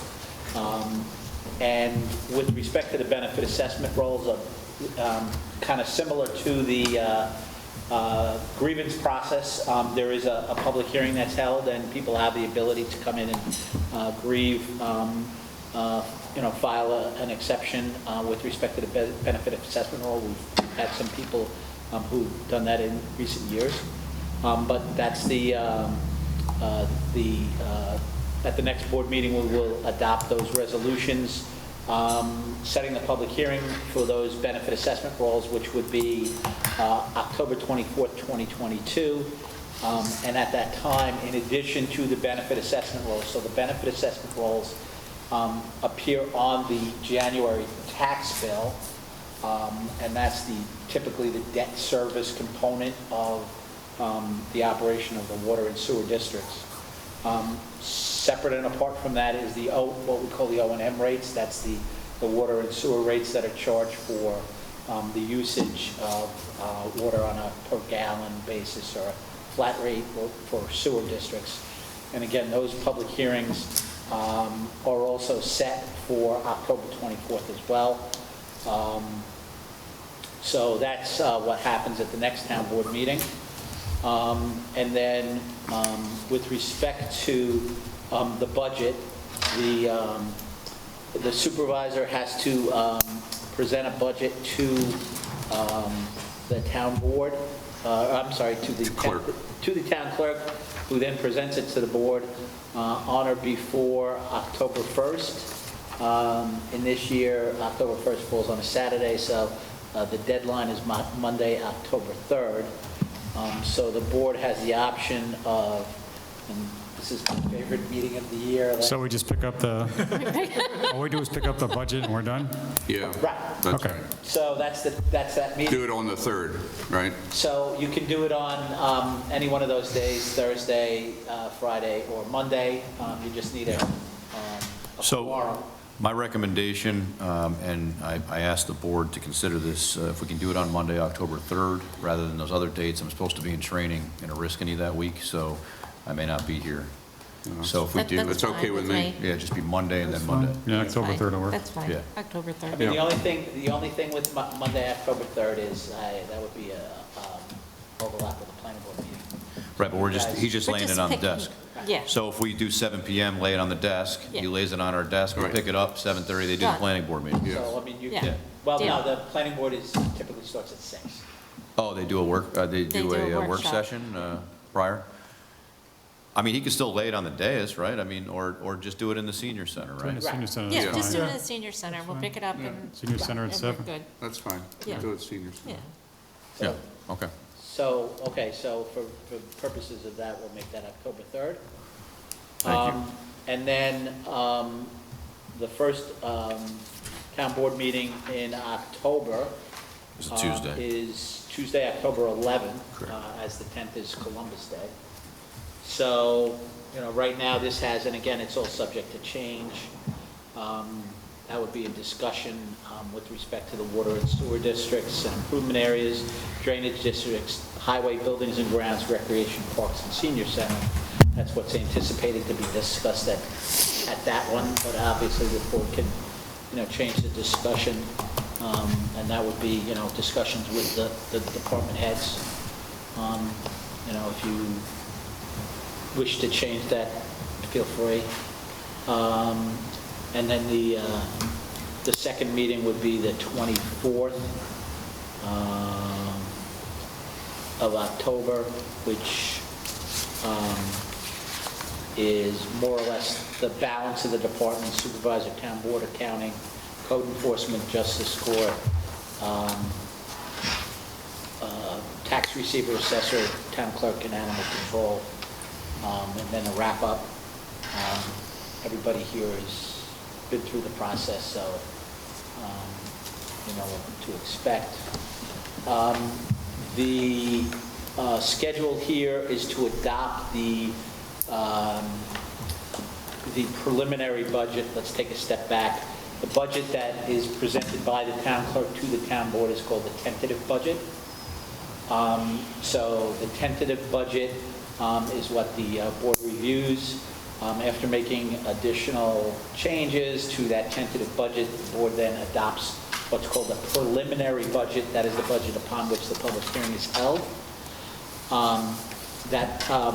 The hearing on the preliminary budget can be held no later than the Thursday following Election Day. We had suggested to have the public hearing on Monday, November 7th, which is the day before Election Day. You can certainly have it any time earlier than the deadline, obviously. And then, so the Monday, November 7th meeting would be the public hearing.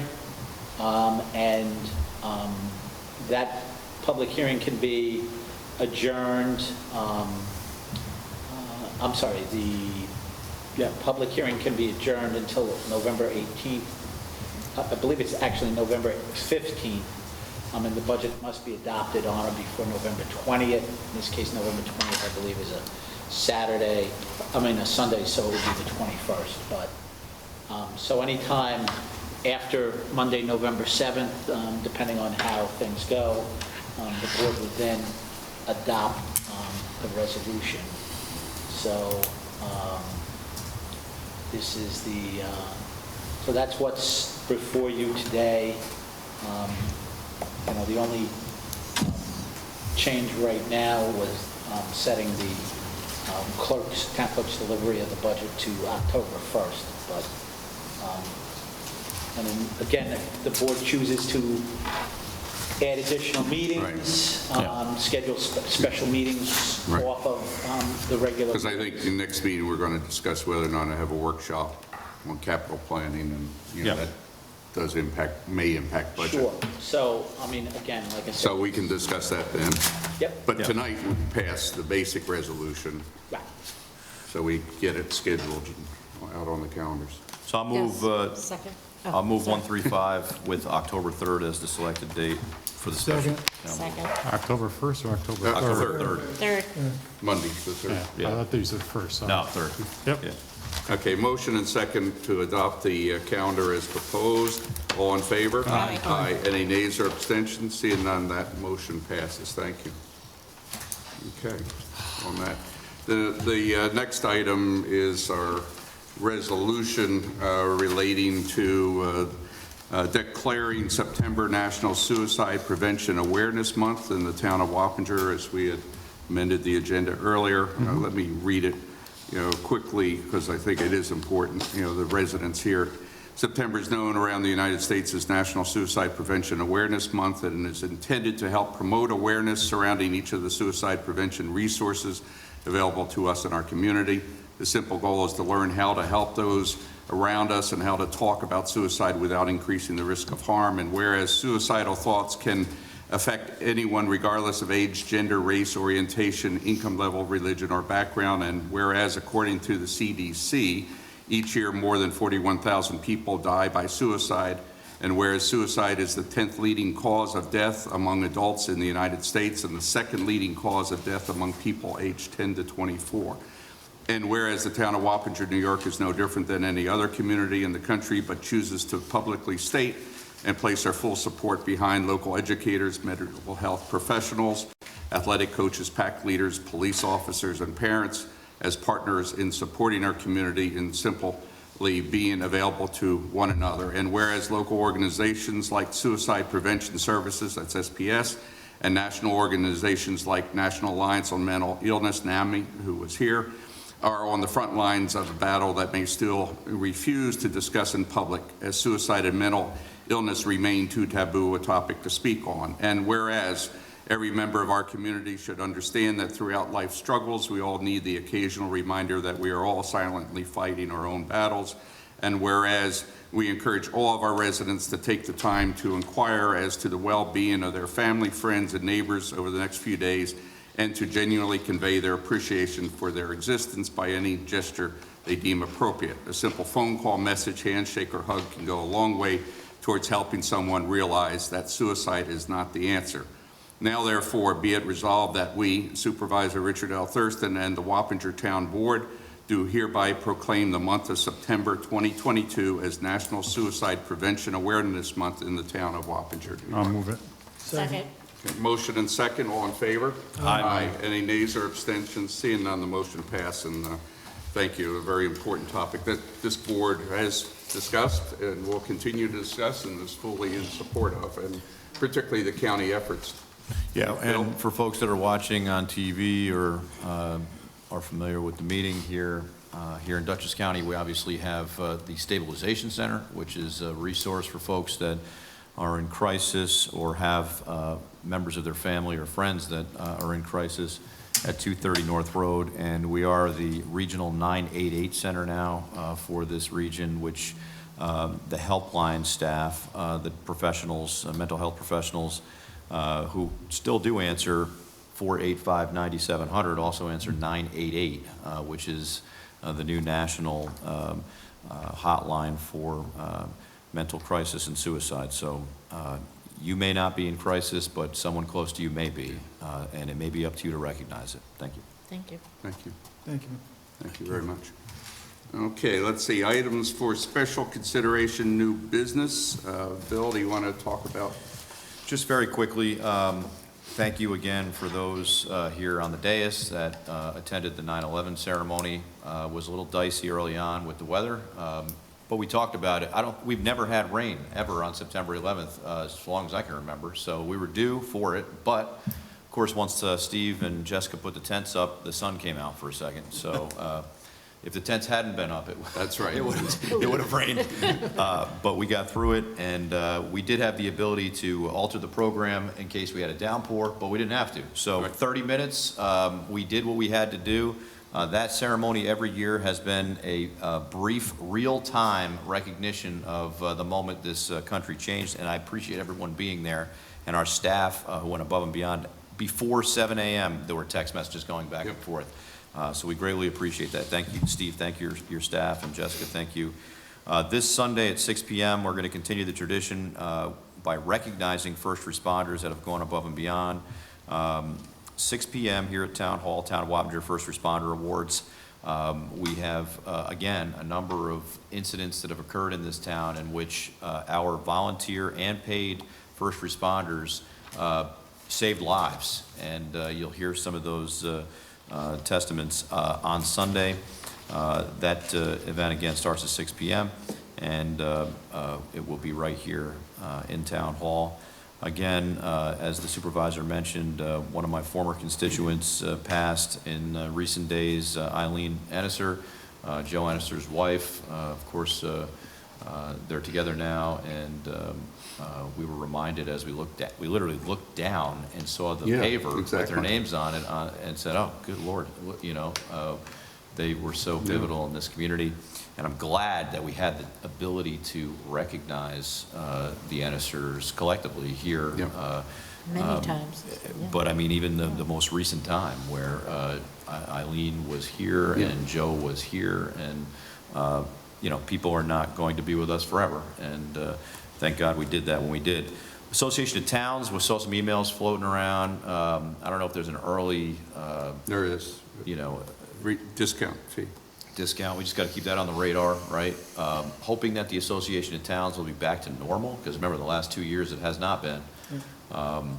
Although the way things are going in New York City, you know, I'm wondering how that's going to go. But we should keep it on our radar. It's a great educational opportunity. I'm convinced that my colleagues and I will be supporting for the funding again for the budget, because it's money well spent. We bring back solid knowledge each time. And again, the last 2 years, some of us had to sit there on Zoom and watch it, which is not pleasant at all. That's all I have, and I appreciate everybody's engagement as we go into budget season. I think we're in a good position fiscally, and I think that this board, working together, we're very conservative on spending because we don't know what the next quarter is going to look like, right? Right now, I think we have collectively worked together to ensure that as we go into the budget process, we have the ability to be confident that we can stay under that tax cap. I think we're in a good position right now to continue working towards that goal. Thank you. Yeah, we are very concerned. We listen to our residents. We understand the pain that they're going through and the limitations that they are facing and the cost of things. And we're here for you, and we're protecting you the best way we can. Thank you, everybody, and thank you, everybody that came to the 9/11 event. Any other comments or new business? One other item that I want to mention is that we continue to have and maintain a very current supply of test kits for COVID, and we're actually going to be picking up another load tomorrow. Thanks to Bill and the county's services, and we do have a significant demand ongoing, particularly as the feds and others are cutting it back. And so I want our residents to know that we do have kits here. They're I've gotten a couple inquiries about expiration dates. The date on the outside of the box is actually wrong. There's a list inside, Bill. I mean, you can. Well, they just FDA extended the extended, expiration date 3 months on the iHealth and the Care Stars. Right. So if you get a test kit from a municipality or a library and it expired July 24th, now they're actually good till October 24th. That being said, with COVID, everyone knows somebody that's had it at least once, okay? And still getting it. Yeah. We're going to be living with this for a while. The only thing I can tell you from dealing with this every single day is, I had it. Many of us have had it. We're the lucky ones that it affects minimally. There is a small percentage of people that are having a really difficult time with this still. Yeah. Many of our long-term care facilities and vulnerable populations are taking those precautions. But what we have to really be concerned about is our senior citizens that are out in the community going into this fall season, that even if they've had it once before, they really need to take precautions and make sure that they are following the best practices. We should be protecting our vulnerable populations primarily, and that's the way it should have been from day one, instead of throwing the spaghetti at the wall and making all these crazy requirements. We got to focus on these vulnerable populations and make sure that they're protected. Here at the town, we're doing that. Many other municipalities are doing that as well by making sure these test kits are available, because the simple cold for you and I may be COVID for them. Exactly, I agree. My son is a medical doctor, and he just echoes what you said, and has patients that have been dying. A lot of it's aggravated, because From of other disease. things, yeah. But still, it's the trigger where they may have lived for another few years, or some cure may have come. So we want to be very careful of that, and we continue to observe that here. So, but I think, the county, we have really an outstanding support group in Dutchess County under the County Executive's Office that provides all sorts of services that, and I think in many ways, few other counties actually offer, for the public. So I appreciate that, and certainly appreciate Bill's efforts as a county employee, but his staff and working with us on that. It really has made our community a much better place to live. Thank you. So thank you. And thanks to the board, for its ongoing support. The last item we have is Resolution 2022-136. That's the acknowledgement of the correspondence log.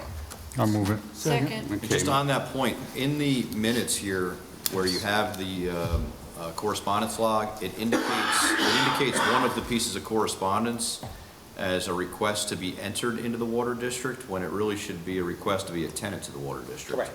So on correspondence log 0912, the Fred Romig letter, It's tenancy. it should be a request for tenancy and not entrance into the district. It's on your spreadsheet. Yes. Yeah, no, that's correct. Because if somebody foils it Just and for- sees that, and it's not consistent with what the Yeah, request is. no, that's a good all. point. Good catch. Just So for if we could just correct that, then,